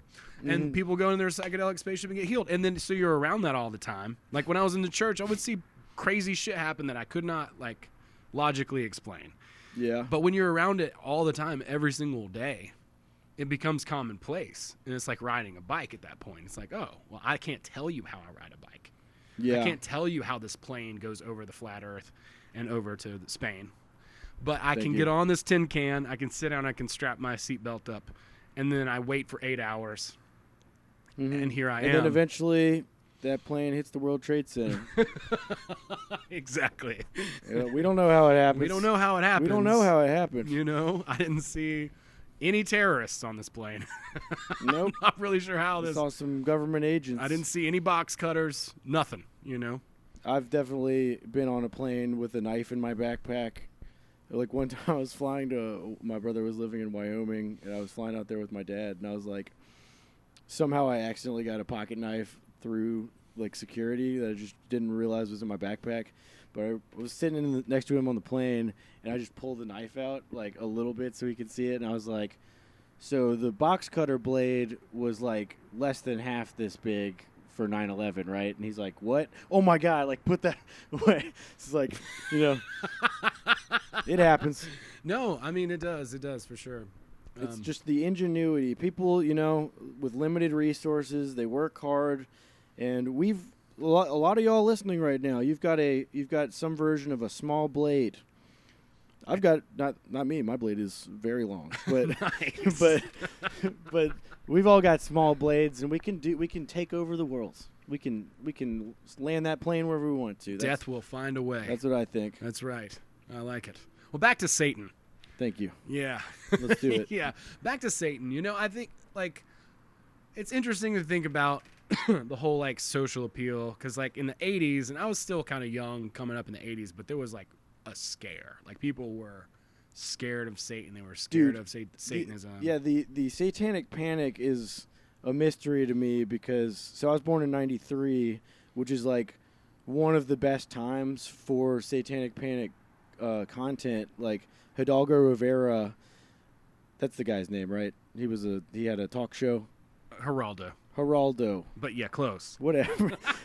Geraldo had some of the funniest shit ever of just like, there's one where he brings on Ozzy Osbourne via like, TV call and is just like, these kids murdered their friends and they loved Black Sabbath. What do you have to say for yourself, Ozzy? Yeah. And he's just not prepared. He's just like, I don't know. You bite your head off of one bite, Sharon. Yeah. He does not defend himself well. No. But he shouldn't have to. No, he shouldn't have to. Love Ozzy. Free speech, man. Free speech. Gotcha. But, I mean, save the bats. Don't eat a bat. Don't bite the head off a bat. We've learned enough about that in 2020. Wow. Hindsight is a bitch, isn't it? Jeez Louise. Where were the Black Sabbath memes? I guess they were definitely out there. They had to be out wasn't there. On the internet. Dude, I'm drowning in memes at this point. I've seen some doozies the past few days for sure. I don't do memes. I get on Craigslist and I see what the rants and raves section has That's for me. smart, man. Like, while everybody else is, in Memeville, you're, like, actually doing the work. That's right. It's for people who don't know what memes are yet. They haven't figured it out, so they're still on Craigslist being like, fuck the libtards. Sorry, so satanic panic. Everybody was scared. Yeah. Oh, I don't even remember. But yeah, like, yeah, that whole stigma sort of thing. And then, we get into this, like I said, I do think there's legitimacy to people who are really, really into dark shit, maybe they just like the taste of goat's blood. I don't know. But, like, there really are people who I think are into, like, Anton Sanzor LaVey's, work. And I think there are people who Mr. Crowley. Yeah, I'm going to talk about Crowley. There's some weird shit there. But, like, yeah, that really do want to do seances and things like that. I'm not into that. But, like, I also have to say that there is wisdom on both sides of the fence. There's wisdom about when it comes to like individuality and rugged individualism, and then there is wisdom when it comes to like being part of a group. Like I think Ayn Rand makes a great point about like everything is pretty self-interested. You don't really make sacrifices, but I also think that people do make sacrifices, right? Like they're both true at the same time ultimately at the end of the day, and this is like elements of truth in all these different philosophies, and we're trying to tell a bunch of stories in one paragraph, and you can't do that, so everybody's like, believing this new age bullshit or believing this objectivist bullshit or believing it's like you have to. That's why I like Robert Anton Wilson so much. He's probably my favorite philosopher of all times because he was like belief systems or reality tunnels. It's like everybody's got one. He like expanded his into different ways, became a vegetarian, only ate meat, did this. It's like whatever he did, like his reality reflected his beliefs about it. To a certain extent, obviously, like you're not gonna like overcome gravity. But like, But the reality that's reflected based on the way you view the world is going to be what you see in the world. It's using confirmation bias with wisdom. Ah, okay. Right. So like understanding the phenomenon of it, and then using it to your own advantage. It's not saying, oh, it's an advantage that this negative thing happened, but the devil says in that book, with every he calls it temporary defeat, carries with it the seed of an equivalent advantage. Not the advantage itself, but the seed of it. Also, every positive situation carries with it a seed of a potential negative. It's like if you, for instance, got really successful, then you lost sense of your purpose. And you like started drinking your own Kool-Aid about how cool you are or how badass you are. Now your ego inflates, and then boom, he's got you. And so in that book, the devil's like outlining all the different ways that he can get you, whether it's through sex addiction that caused you ultimately to drift and basically lose awareness of your true purpose. Like that's really the sacred sort of thing that binds in that book is like, you're here for a reason.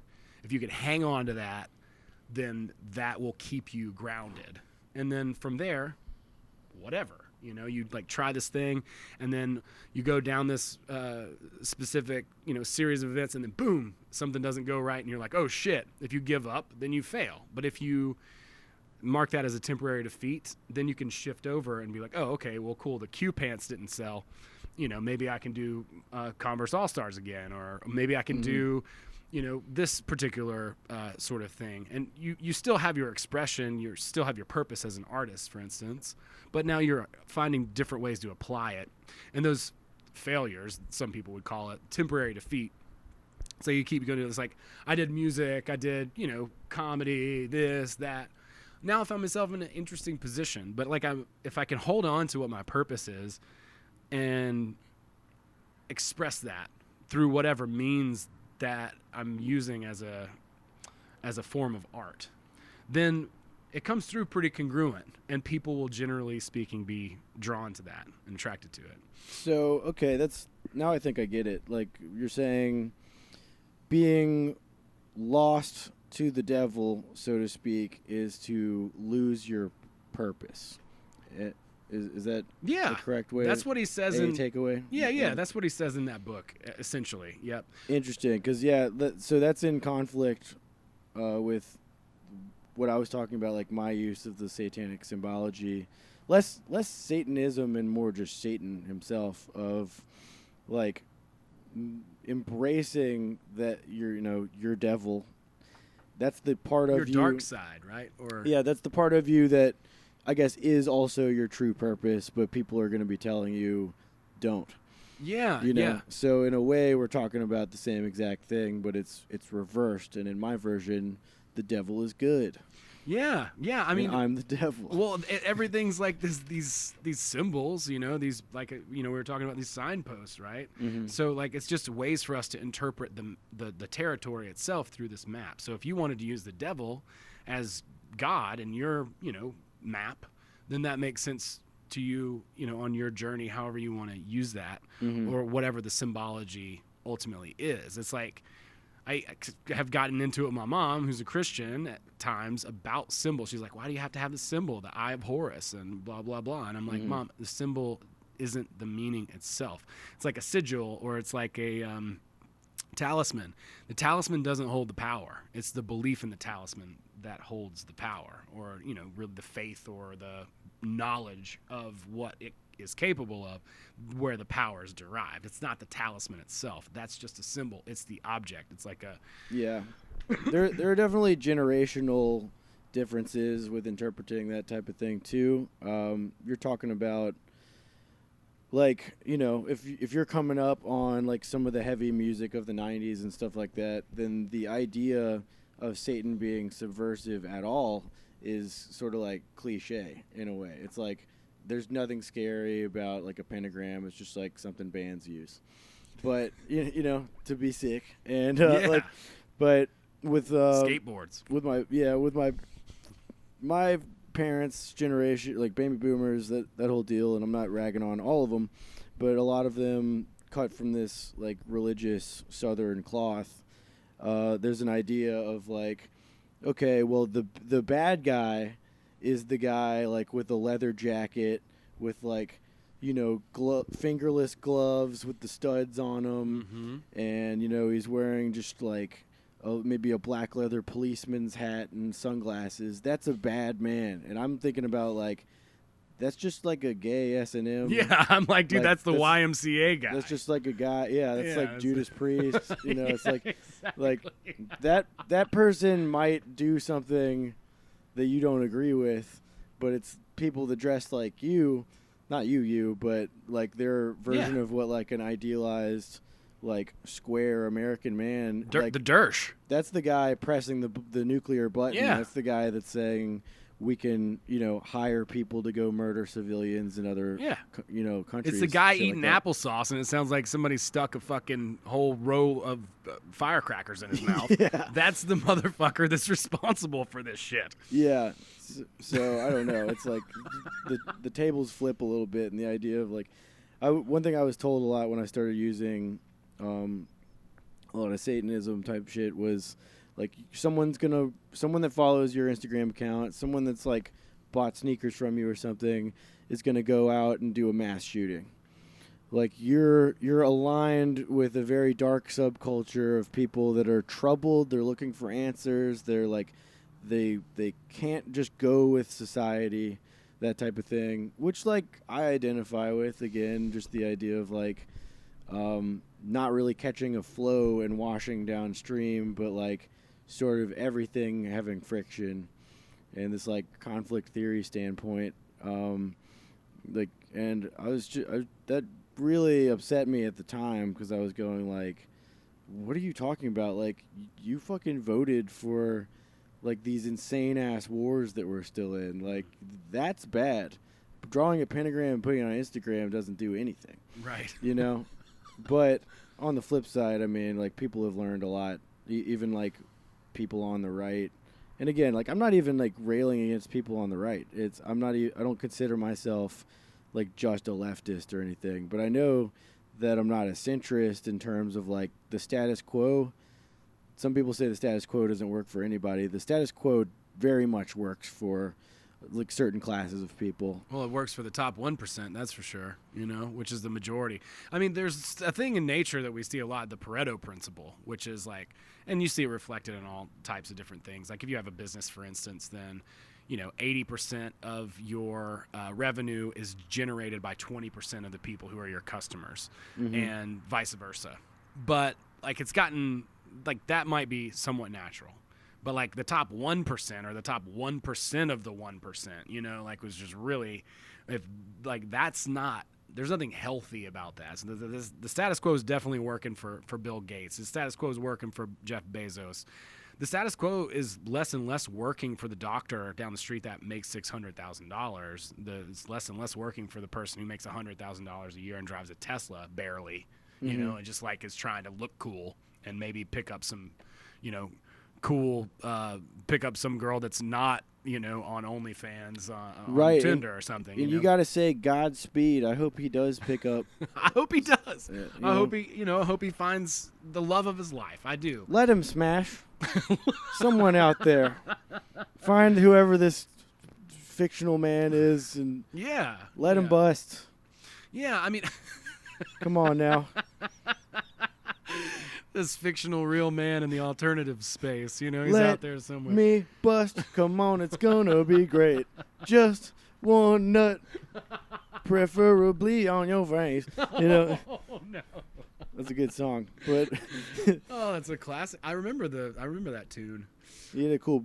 I like that guy. Don't forget you got the music in you. We were doing that like when we first started touring. Every time we were in like New York for the first time, it's like, all right, somebody blast the "You Only Get What You Give" song, and I'm gonna like be out of the fucking sunroof of the van with my arms up, like soaking in the whole city. Nice.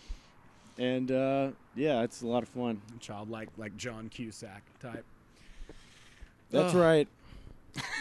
We're all a bunch of John Cusack. Okay, now we're getting into it. Let's ask him some questions. Let's do it. Let's go through his Instagram. He's got a bunch of Satan stuff on his Instagram. No, I'm saying Q, like QAnon. Cusack. Uh-oh. Right? Man, that's clever. And we know what the SAC stands for.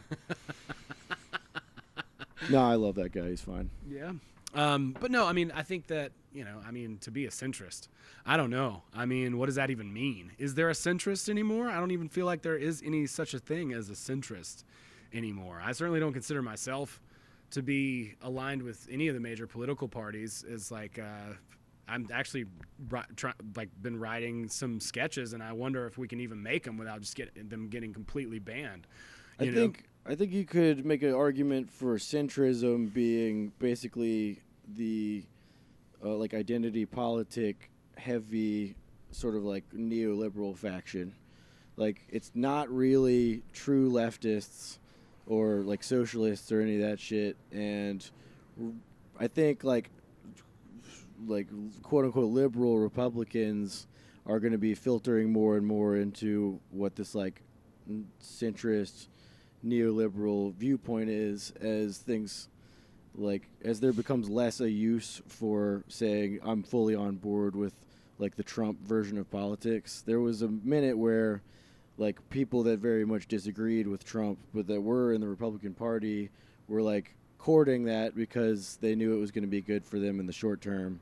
And then, you know, like Brian Kemp did, for example. And then there becomes a point now where Brian Kemp, who's our governor in Georgia, can say like, oh yeah, by the way, fuck Trump. And then people are like, see, he's a strong, like he's got his own ideals and shit like that. Like, because, you know. Well, that's just, I mean, I feel like that's just politics always. But like the Republican Party, man, I mean, with the whole Trump thing, is authoritarian, and that's what disappoints me the most about the people who followed Q. It's like, oh, you know, these are the same people who, 4 years ago were like, oh my God, or yeah, whenever Obama was in office, they were like, oh my God, Obama's gonna take all our guns, and you know he's gonna do all this terrible stuff. There were a lot of kids saying that at my high school at the time. Yeah, and it's like, look, dude, look who banned bump stocks, and you know, like this guy's an authoritarian, and you know, ultimately it doesn't matter if it's one side or the other. Forcing people into compliance, that's the issue, you know, like, and I wish people would be able to see that, because like they're literally saying that Obama's going to take our guns and then saying, oh, martial law's coming with Obama, he's the Antichrist, and then they're cheering for martial law under Trump. Like, how is that not a huge contradiction? Yeah. And how is that in any way close to moral? Like, I get it. Like, even if you want to like say, oh, well, morality is completely subjective. Okay, cool. Well, if morality is completely subjective. If morality is completely subjective, what's the real age of consent? Yeah. Well, I mean, that would be one question that falls under that. In my opinion, it's 23. 23 it is. I mean, that's how long it took me. Me too, dude. That's so funny. I was 23 also. Michael Jordan is what I was called. They called you MJ? The big 2-3. But yeah, I mean, even if it is, you know, even if you want to make that argument, oh, it's subjective. Well, how is authoritarianism, or where does that fall on this subjective scale? You know what I mean? Authoritarianism is authoritarianism. It doesn't matter which side it's coming from. And I might even argue that, like, ultimately this very 1% of the 1% is like, fuck yeah, this is amazing. The only thing that is more powerful than a monopoly is a duopoly, because then you can just control both sides. It's like you create, you know, the issue over here and over here, and then you just like shove people into the center. And now the center is like, because I used to be very much, I would have considered myself a leftist, God, probably 10 years ago. Yeah, probably 10 years. Yeah, 10 years ago I would have. You still got the look. Thank you. I appreciate that. I'm still somewhat, you know, with it, quote unquote. He's cool. He's hip, y'all. But I mean, I would consider myself like more of like like libertarian ideals. And I remember when Doug Stanhope's like stand-up came out, that was like in 2000, I think it was like 2008 or something. No refunds. The one where he's wearing that like big baseball jersey. Yeah, that one. And he's like, yeah, I'm gonna fucking smoke a cigarette on stage. Yeah, the crowd's like, girl, you should vote. You guys should vote. You know, and he's like, yeah, that was a great stand-up. It's actually a really good special. Yeah, it was an awesome special. He makes some really good point. Like, Stanhope is kind of like divisive, I think, in some ways, because he's like very much Gen X on the nose style humor of like, for sure, fuck you kind of thing. And but like, you definitely can't argue with like his thoughts on nationalism are all pretty interesting. Yeah. About like you know, if some guy who had to like go through the desert and crawl through a fucking pipe at the border and like he doesn't speak English, is fucking like skin is all cracked from the sun. Right. If that guy is able to steal your job, then you should kill yourself. There's also the one where he's like, man, if it wasn't for us, they'd all be speaking German right now. Oh, really? Was that us? He's like, Yeah, I think yeah. I remember we got drunk and went through the Wendy's drive-thru or something Yeah, like that. I yeah. don't think we were like elbowing our way through the, Verdun or whatever he says into the barbed wire. It's like, yeah, dude, great point. It's like you didn't do anything, like you sat at home and watched Geraldo. Hidalgo. Yeah. Hidalgo, I see. That's a cooler name. Hidalgo Rivera. That's so funny. Yeah. That's my new SoundCloud account.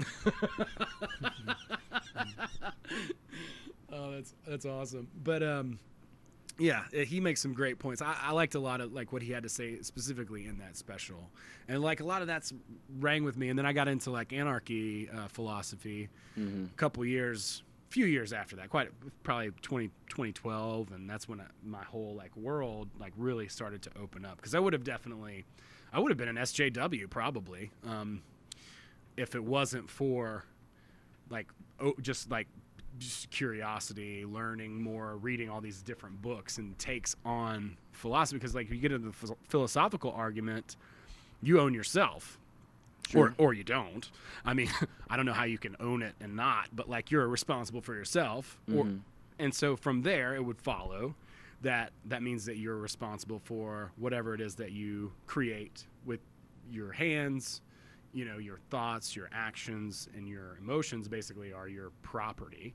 So property is a thing. And so like, I don't know, it's like my sister works for Andrew Yang and she doesn't believe in property. But it's like, can I stay at your house when you're not there while you're at work? It's like, oh, no, I can't. So that's... So philosophically, I'm not trying to throw anybody under the bus here, because I understand there's nuance and different perspectives, et cetera. But from a very basic perspective, this is my beef with, like, Marxism. It's like I read the Communist Manifesto. It was one of those books that I read, while I was exploring all these different ideologies and ideas. And the first time I read it, I was like, holy shit, man, this is spot on. And then I read it again, and I was like, this is kind of complicated. It brought up some new questions. And Right. So I think if this is the philosophy of the blue collar, why is it so complicated? I feel like the blue collar philosophy should be like really easy to understand. And from my perspective, it seemed like a ruse the second time that I read that. I was like, this seems like really insightful, like violently. Right. It was insightful too, Okay, ideologically. but it's inciting. Yeah, but it's like inciting too. Okay. Like let's get them. Let's but then the same thing happens. It just perpetuates a cycle, over and over again. So like from that angle, I had to be like, well, wait a second. And I watched this one video by this dude named Brett Venot on the School Sucks podcast is the name of his show, and this is maybe this video came out in 2010. It's like now it's like grainy, looks like a Polaroid at this point, like it's so old. But like it's the name of the video was I Could Just Murder You, and basically it's the story of like the beginning of civilization. There's like 3 people, and there's one person who has some stuff, and then there's another person who's there also, and he's like, hey, give me your stuff, and he's like, well, I don't want to give you my stuff. And he's like, well, I could just murder you if you don't. And ultimately, that is the creation of the state, right? So now we have a state because someone has a monopoly on force, and not everyone has equal access to resources. So that's the beginning of like the whole political philosophy, debate. Okay. And so it went down that whole rabbit hole. And ultimately, I think that libertarianism, like, granted, here we are in this scaled, situation that's been a lot of causes, a lot of effects. I'm not saying we just start here and just like shrug everything off, because that would be chaos, right? Not anarchy. Anarchy and chaos, not the same. But like from a perspective of starting out, it's like everyone in a moral way, I think, would have equal access to resources.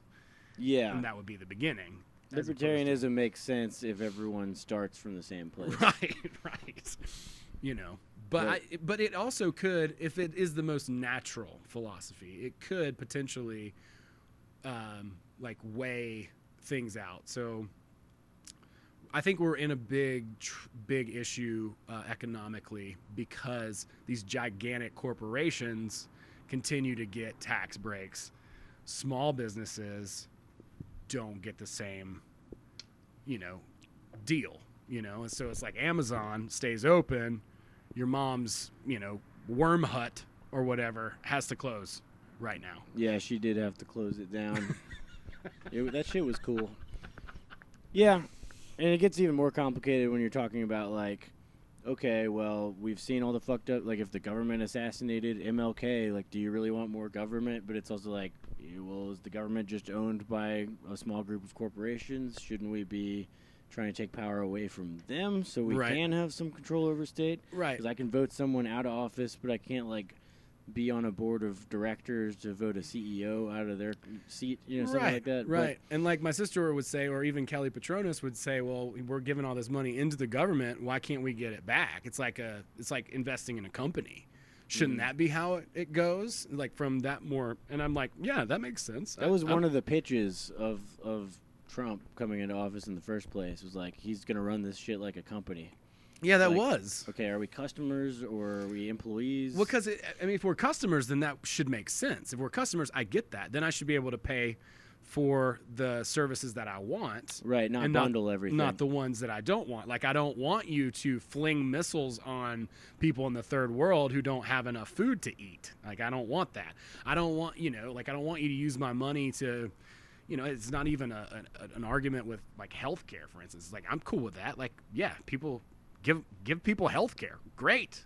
Like, let's take care of our people. I'm for that. Mm-hmm. But it's like launching missiles on people who don't have health care already. Like, this is not how I want my money to be spent. But we don't have a say in that. So, and another reason why I really like Robert Anton Wilson is he's like, well, socialism, capitalism, maybe there's something better than both of those. And I would agree that that's likely.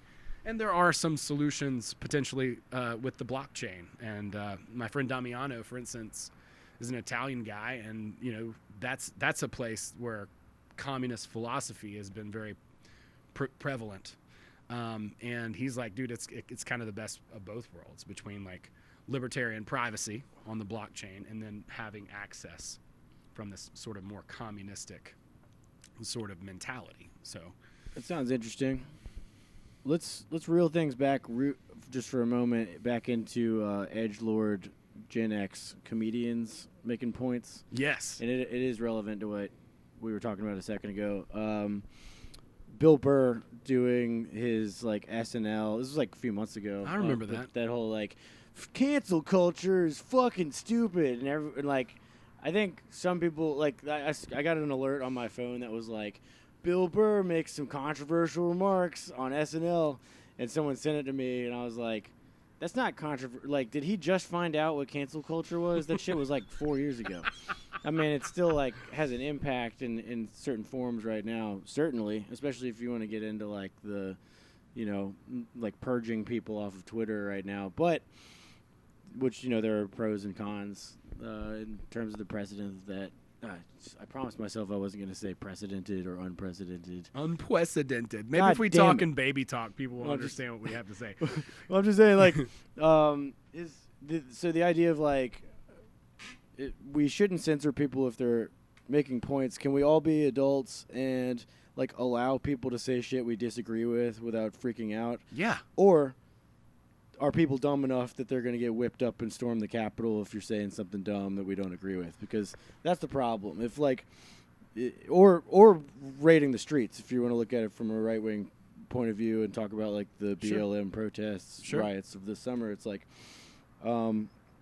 where exactly is the line? Because I want to think that we're all mature enough to be able to hear a bunch of wrong shit and a bunch of shit that we disagree with and be like, I'm going to take that into account and maybe be curious about why you think that way and sort of go that route with it. Try to learn something from it without, like, just silencing people altogether. But one of the things to consider is, like, if Q is actually just North Korea or someone in Russia or a fucking troll domestically, something like that, whether or not you think it's being used to, like, just disrupt American culture and make us not be able to communicate with each other, or if someone's using it to mobilize voters and foot soldiers to physically go raid a Capitol and that kind of shit, then, like, how strong really is the fabric of America to begin with if we can't see more than a couple Facebook ads without the whole shit getting blown up? Well, yeah, and that's the erosion of that's the job of the educational system, right? Is to dumb us down, you know. So it takes generations really to do that. And so the idea is, like, John Taylor Gatto wrote a book called Dumbing Us Down, and he won the New York State Teacher of the Year award and wrote an op-ed piece in the New York Times called The 7 Lesson School Teacher. The 7 lessons he said he taught were not English or social studies, but obedience to authority, provisional self-esteem, lack of privacy, class position. I forget all of them, but basically hierarchy, jingoism. And the same thing is said in Outwitting the Devil, which was written in 1937 and published in 2011, that book, which is kind of crazy. After Napoleon Hill's wife passed away is when it was published. So it wasn't they were scared to death at shaming the family name for that book being published. But the devil says basically the same thing, that he owns the institutions, and the point of the institutions is for the kids to have to memorize things by rote. And so once that is established in our culture, and that's what the education system creates, like these as amorphous, non-thinking, idiots, then at that point we're very easy to manipulate and control. So that's where the argument comes from, where it's like, well, I mean, if people that stupid, we shouldn't be that stupid, but we're kind of indoctrinated to be over many generations. You know, it's like you get them while they're young. That's the idea. And in that book, the devil's like, the students should be the teachers, and it should be more like a room where people are experimenting and trying different things, trying different ideas and understanding reality instead of just memorizing stuff. I forget what they call the math that they do now, but like the math that they do now is like, man, it's real dumb. I was watching somebody, like, because I remember doing like multiplication tables and learning all that, and that was memorization. But like we memorized all the multiplication tables, and now they have this like really bizarre. I wish I could remember. Oh, are you talking about the rectangles with the diagonal lines through it? Yeah. That's what I learned. Yeah, okay. That's what I learned. Yeah, it's coming like, up in the game. It takes like 4 years to do a math problem. It's like things like that. It's almost like it's intentional, and I would argue that it is, right? It's like you want the people to be as dumb as possible. School comes from Schule, which is a German, actually Prussian idea. Shouts out to Otto von Bismarck. Let's ride, baby. Because like they couldn't convince their soldiers to go and battle for the King of Prussia. So he's like, well, we got to do something about this. These capricious soldiers are just running away from gunshots. How dare they? So they instituted Schule. And, you see what happens in Germany over the next several decades. I don't know. Did something happen over there? Well, they had like some sort of a bugaboo, some kind of hiccup. Some sort of a boogeyman type of. Was there some kind of something? Because I never learned about that at my school. Oh, I'll tell you that. Oh well. I thought you were about to go into a whole, like, calculators used to be for multiplying things, but now people are using... Calculators started the American Revolution, pushed a bunch of tea bags into the Hudson River. And now the kids are just playing drug dealer on their TI-84 pluses. That's right. Making them say boobs and stuff. But, I did hear... It was a few casts ago. You were trying to figure out the boobs calculator number, and y'all were like, "It's got to be 8,000." No, it starts with the. Yeah, I was listening to that. And I was driving in the car, like, "God damn it, come on, guys! I know you can get there." I believe in you. Come on. Prove how you've outsmarted the American education system by cracking this code. It's like a missile code, for like, Yep. Like nuclear launch code, but yeah, I think that's kind of the whole degradation, is that you make people real dumb so that they just go to work. And you don't want competition, right? If you're like the top of society, you want people to just take a job, put a door on a car for 40 years. I mean, can you imagine? Yeah, a better job than many people have. It's true. It is a better job than many people have. A more respectable right? one than a lot of people yeah, have. And then people say, well, I just want a job. But, like, dude, that's so limiting your capability as a human being, you know? Like, people are really capable of so much more, but we're not given the tools of exploration of self. You know, we're not taught that we have control over our own minds or the power of thought. Like, honestly, dude, it wasn't until I was 30 years old I really even started thinking for myself, you know? Like, I didn't even realize that I was being thought. I was just like kind of on autopilot. And that's, again, what the devil talks about in that book is he gets people through drifting, where basically they don't take charge of their thought. They're just like being thought. And it's just like da-da-da-da-da-da-da-da-da-da. Right. And so that's that vacuum, that negative half of the atom that's just like pulling. Well, one thing, if we want to be serious about like a major version of that indoctrination, did you learn a lot of like pro-America, anti-communist shit in college, in school, in like high school? It was very we read a lot of shit that was like, and see, socialism is for fucking losers, and we were led to equate essentially democracy or really republic way of doing a government with a more moral way of governing, and that like it was immoral to, you know, embrace like communism, which, you know, I'm sure a lot of people have experienced that.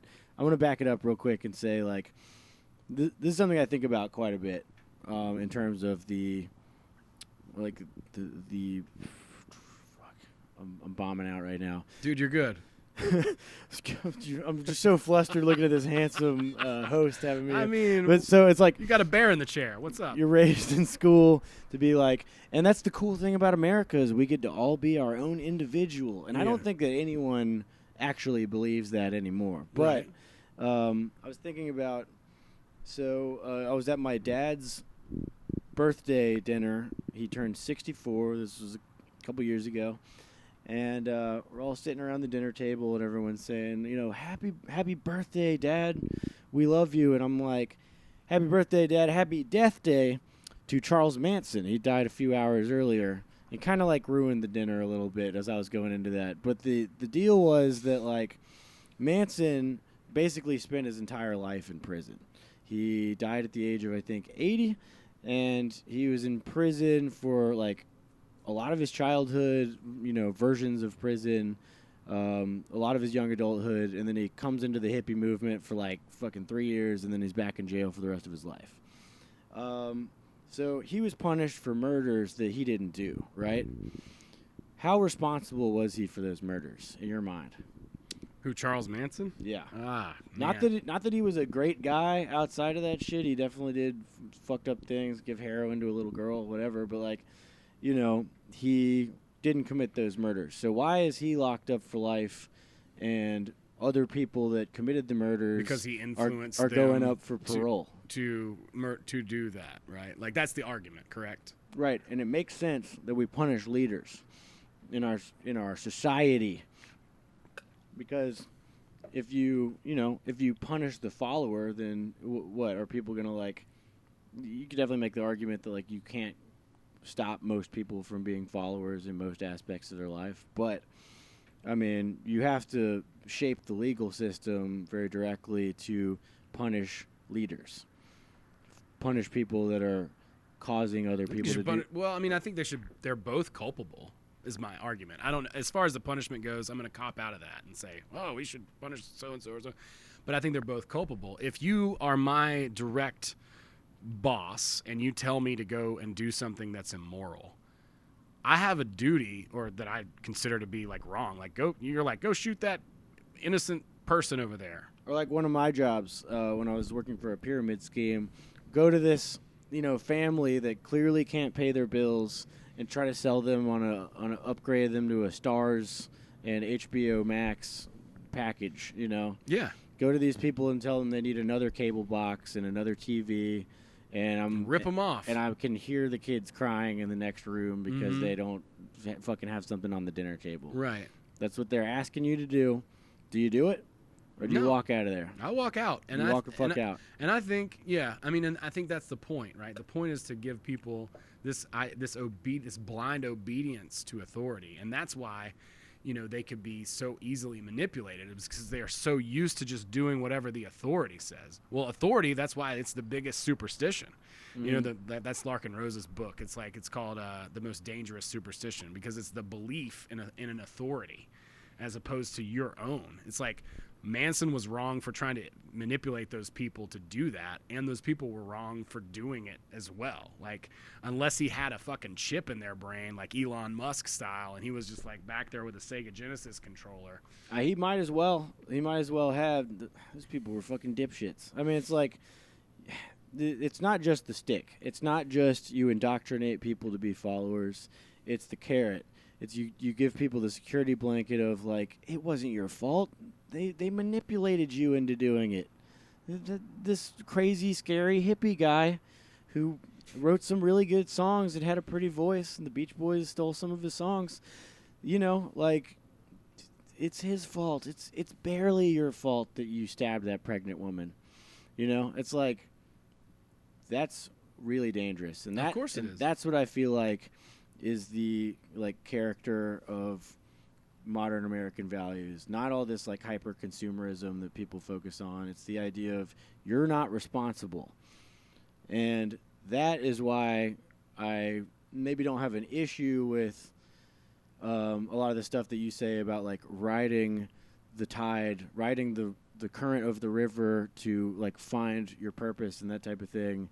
But there's just no point in fighting against it. Right. That's all. I mean, it's like, that's all these people. It's like if you're in a river, it's gonna flow. If you try to fight against it, you're just gonna wear yourself out. It's just obviously it's a metaphor, but yeah, I'm way truncating the point that you make with that.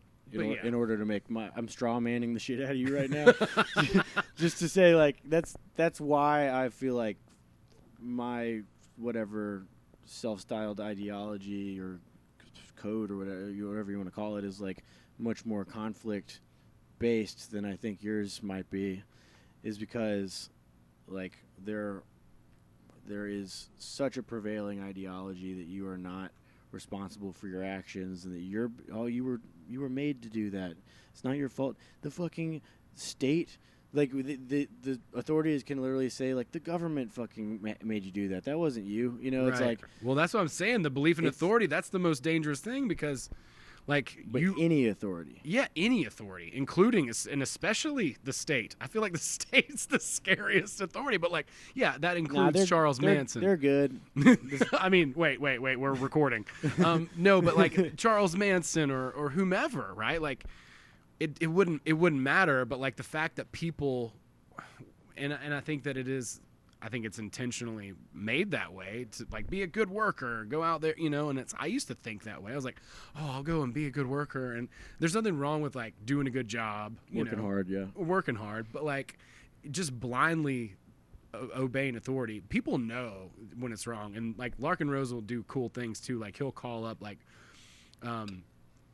retired cops and ask them questions, is it moral to do this or to do that? Like, and put them in these, like, quagmires and kind of watch their heads sort of explode. Nice. It's really, really interesting to see that, because, like, understanding that just blindly obeying authority, like, what is the road to hell paved with, right? Like, you might have good intentions, but ultimately, like, if you tell me to do something and I know that it's wrong and I feel like it doesn't feel good to me, then I shouldn't do that thing. I think that, within that, like, flow, I think that really, when I, as a metaphor or analogy, let's like the flow of options that are available. It's like you paddle over here because it feels good to go over here, and, like, just, getting taken down is like that negative half of the atom, just, like, sucking you down this, zombified path of, where most everything is. But you have options within it.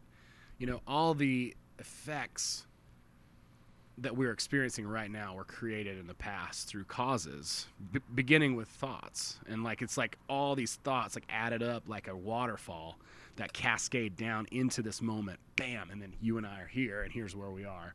And so within this reality, which is predestined by all the previous thoughts, now we're here in this moment, and we have free will to choose. I could jump, I could kick or scream or whatever, and I have that choice in this moment, and then that will ultimately set up the future, and these causes that we're choosing now will later be effects. Yeah, you can't step in the same river twice.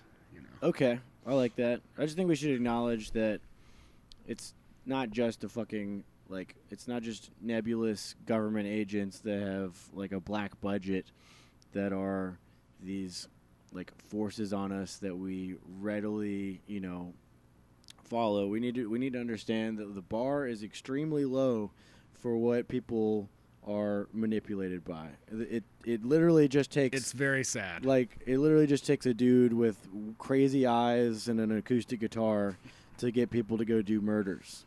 Yeah. It is because people maybe are looking out for the state, but they're not looking out for the fucking dipshit at their job. They're not looking out for and there are fucking psychopaths out there. There's a small amount of people, but I would say that like the majority are concentrated in positions of power. If that's out in the wilderness in Idaho and everybody's wearing like a white dress and dancing around a fire, or if that's in DC or LA, or in a friend group. Or in a friend group, yeah. Like where there's no title that says that someone is over someone else, but everybody knows someone's going to be calling a certain version of the shots. Authority doesn't necessarily mean like very obvious. I wear like a delineation of my thing, like I'm in a uniform, right? Right. You are kind of in a podcaster's uniform right now. I'm like, I feel like I'm in a crackhead's uniform at this point, like with a red hat on. A well-to-do crackhead. Yeah, you do have the. Oh my God, what's the Dave Chappelle crackhead? Oh, Joe Rogan. Yeah. Yeah, the red hat. Yeah, I think this was supposed to be. This is from a cruise, and it's supposed to be a Steve Zissou hat. Oh, from that okay.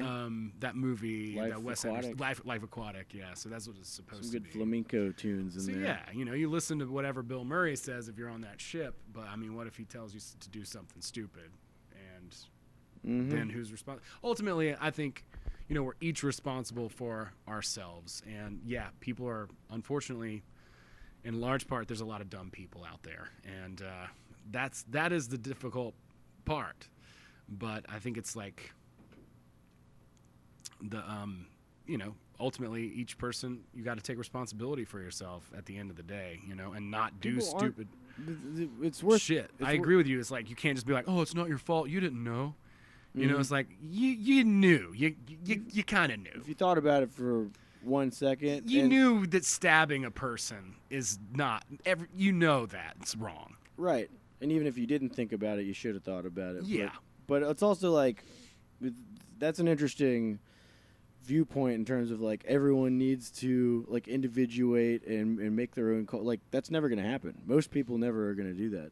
Yeah, that's what I was saying. Like, so until I was 30. Is there like a backup philosophy to take that into account? Or are we just trying to encourage the most people that we can to find that? I think you encourage the most people. You have to do work, I think, to individuate. You have to do work to understand who you are. And unfortunately, the more that like river of, like common thought continues to flow down, the harder it's going to be within that to really understand who you are and that you really even have any choice at all. Choice is power, though. Like the people that do have that choice, that do figure out and sort of like, learn their own power, like can do pretty cool shit, at that point. So ultimately, in the way that Vadim talks about it in Tufty specifically, is to be a firefly. So be that authority, but like a positive authority. So not that you're telling anyone what to do, you just are lit up and you're like living this life that's appealing and attractive. So it's like influencer status, but without like any like negative connotation to that. But like you go about your day and you are aware of your own power, and it's a very attractive quality. Like when you have what he says in transurfing is heart and mind are in alignment, so that you're living your purpose basically. And when you're doing that, I don't think if you're living your true purpose, you're going to be stabbing anybody. You know what I mean? I just don't see how that works. I mean, I could be wrong, but for me, that doesn't feel right. You know what I mean? And I'm not anybody else, but like, let's just say it'd be cool if someone's purpose was maybe to stab a certain guy. Now we're banned. Who got off. We went all the way. Damn it. Sorry, I was trying the hardest. No, but I mean, it would be cool to be able to stop, these psychopaths from doing what they're doing, because it's not fucking cool. The Dersh, man. The Dersh should not be loose. Like, that guy needs to be stopped. I don't know what I can personally do about it, other than bring awareness to it, live our own purpose. And then the other aspect of that is getting away from the actual system. So like those people who are able to realize their own power begin to like create systems that are outside the established ones. So back to the blockchain. Okay. So like back to building something that's off of the main current, and like maybe over here on this little thing like that. We don't want to be like too obvious either, because then you draw a bunch of attention. You know what I mean? And it's like, but you need the ad revenue. Walking into a police station and screaming, "Don't arrest me!" At the top of your lungs, and like rolling around on the ground and just flopping. It's like, what do you think is going to happen, bro? That's not smart either. So I think that, I don't know. I think that I have faith in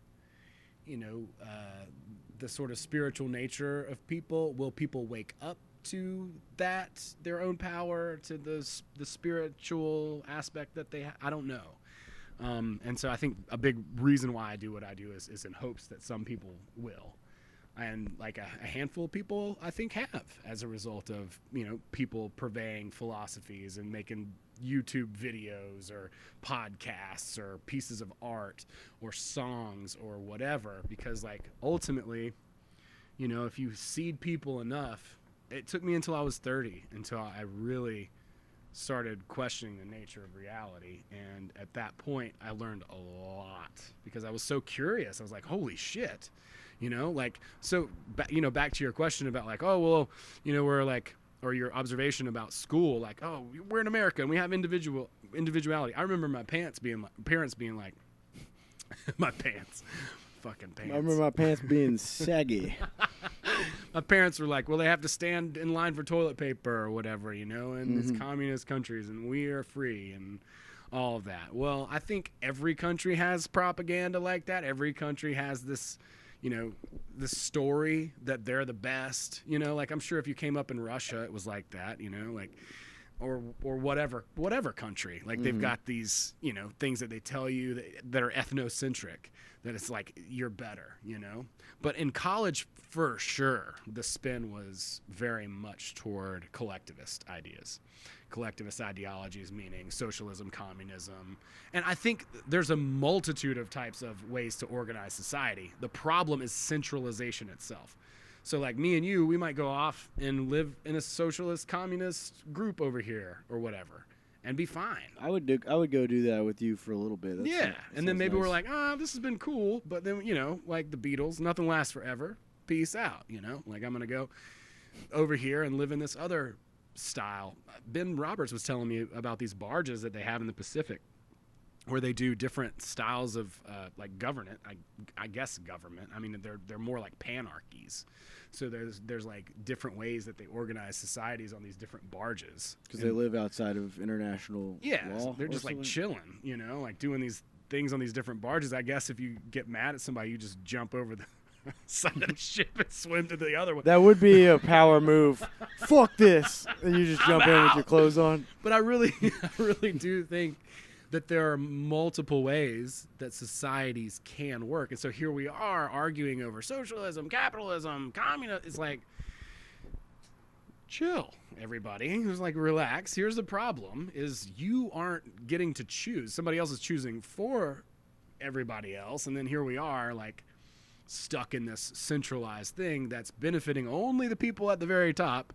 And then you've got, like, the Satanists who are trying to move their way up the hierarchy, or the people at the Catholic Church that are moving their way up the hierarchy, or the politicians that are moving their way up the hierarchy. And the hierarchy itself is the issue, because we're all,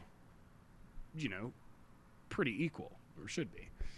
Yeah, I mean, that maybe could be debatable. We probably shouldn't open that one up at this point in the conversation. But well, no, we're not. I'll say we're not equal, but we should. We're not the same. Should be treated. Yeah, should be treated equally, or should be treated, as obviously, yeah. I'm with you, man. Yeah, I just think one thing I want to convey, and like, I might be younger than some of your listeners. If you listen to Mr. Bootsy, then it's a fact that you're more well-read than I am, especially when it comes to, like, ideology and that type of thing. But I'd like to encourage people to be the devil. Like, do this alone. You're strong enough. You don't need everybody else to, like, guide you. You want to be in a position where you're getting rejected, maybe by people that mean a lot to you. And it doesn't mean that it ruins everything and you burn all the bridges, but you're going to be doing things that people disagree with, and that's really, really important. And you have to be able to do it on your own. That's great. Yeah, I agree with that. If you read a self-help book, like, one of the basics, like the 7. It's like, now I can't remember the name of the book, of course, on the spot. But he talks about, like, you've got to become independent before you become interdependent. Ooh. And this has been a very valuable lesson for me, and one that it's been very difficult for me to learn, because I like being in a group. I like collaborating with people, and I'll erode my boundaries to be a part of something in order to get validation, basically, because that's my personality. Mm-hmm. And instead of doing that, I've learned over the past year specifically that I can not necessarily yield to the desires of other people in that group and still keep my emotional force and energy, Mm-hmm. And so I can have boundaries that are strong and not necessarily have to let those come down in order to be empathetic. And I don't have to lose my good vibes just because someone else is having a bad time. Mm-hmm. So, like, that's something that's been that I've definitely learned, and I think that's a really valuable point. And it doesn't matter how well read you are or not. What matters is that you're paying attention. And you're aware of what's going on. You see yourself, you see reality, and you're starting to pay attention, because when I was your age, God, I hate myself. But yeah, I mean, when I was your age, honestly, I was just looking to have as much fun as I possibly could. I was raft guiding, and I was having a great time. Mm-hmm. I was raft guiding and ski instructing and just driving around the country. Sounds awesome. With my girlfriend at the time, and we were having a blast. I was just smoking weed and drinking beer at night and going down the river all day. And honestly, man, I do miss the simplicity of that life, but ultimately not having a meaning or a purpose for what I did made me feel very lost. And so around that time when I say, like, I started thinking my own thoughts and asking these questions, that's when I discovered, holy shit, like, I need a purpose, like, I need a reason. And so that drives me, and so having that now and understanding that now, it's a bit of a life raft, it's like it's a donut that I can, like, I'm not drowning like I was, and mm-hmm. and it gives me a reason to get up and do whatever it is that I do. So kudos to you for having a keen sense of that, from a much younger age, and being a stick in the spokes, to just mess with people who are just kind of on autopilot. It sounds like, you've kind of had that sort of. I guess that's a safe way to put it. I think that's fair. I like that. I want to say it's all for a purpose, but sometimes it's fun to fuck with people. Well, yeah, and so challenging the status quo, I think, is always a good thing. You know, like if you're right or wrong, what's the worst that could happen? You challenge the status quo. You ask the question. Well, okay, I was wrong this time, but you challenge it, and that's, I think, really important and useful over time. You know. Yeah, and I just want to make a point real quick about, like, in between the flowing down the river and finding that life raft. That's another part of what I'm talking about, of like the you are strong enough to walk alone kind of thing, because we don't all know what our purpose is. Our purposes may change, or we may come to realize something that hadn't occurred to us before is a major part of that. And that's the most difficult part, I think, is walking alone before you find what you're supposed to be. Dude, and that's so true. That's what I want everybody to, like, have some strength in. I think everybody can do it. It's like you're gonna literally be walking around wherever you live saying, what the fuck am I doing with my life, and like fucking probably crying about it, and you can do that. You can push through that. So dude, that's just what I want to say. Man, that's great. I did it for 8 years. You know, I felt like it just taken me that long. It's like I felt like I thought I knew, and then I had to know, you know, and that's the torture, is when you like have to know and you can't find the answer. Yeah. And you know, it took me like 8 years to sort of resolve it. But yeah, that's an excellent point and well stated, dude. I think you're wise beyond your years, my friend. I don't know about that. I think so. I'm also really dumb. Well, me too. Everybody is, you know. We're all human beings, so we're all really dumb. But no, I appreciate you sharing it. Thanks for taking the time and hanging out and chatting with me. Sorry about blowing the last podcast, but I think this one was even better. Yeah, I think this one at least had a point. Yeah, let me say real quick, this is kind of honky, but, you know, I never listen to podcasts. Sometimes a guest comes on who was fine, and I never checked their shit out. Check my fucking band out. Come on, y'all. Links in the show notes, people. Wieuca. Yeah. I before E, baby. There's something in there for everybody. We got metal, we got rap, we got fucking country songs about Jesus from when I was still a Jesus guy. We got all that shit. There's something in there you're going to like. It's great stuff. Yeah, check out Will's art as well. Wieuca LLC on Instagram. Where else can people find it? On Spotify. You guys are on Spotify. Yeah, all the streaming platforms. And then my content outside of the band is Land of the Freak. It's really just on Instagram right now, and that's just some art and fashion shit that y'all might find interesting. Yeah, look good. Look good when you're driving through Southwest Louisiana. Mm-hmm. Yeah, or Southeast Louisiana. Yeah, be the only one that looks good. Enjoy those po' boys. At least the food's good. Well, dude, thanks. I will put all those links in the show notes, folks. Check it out, and yeah. 7 hours.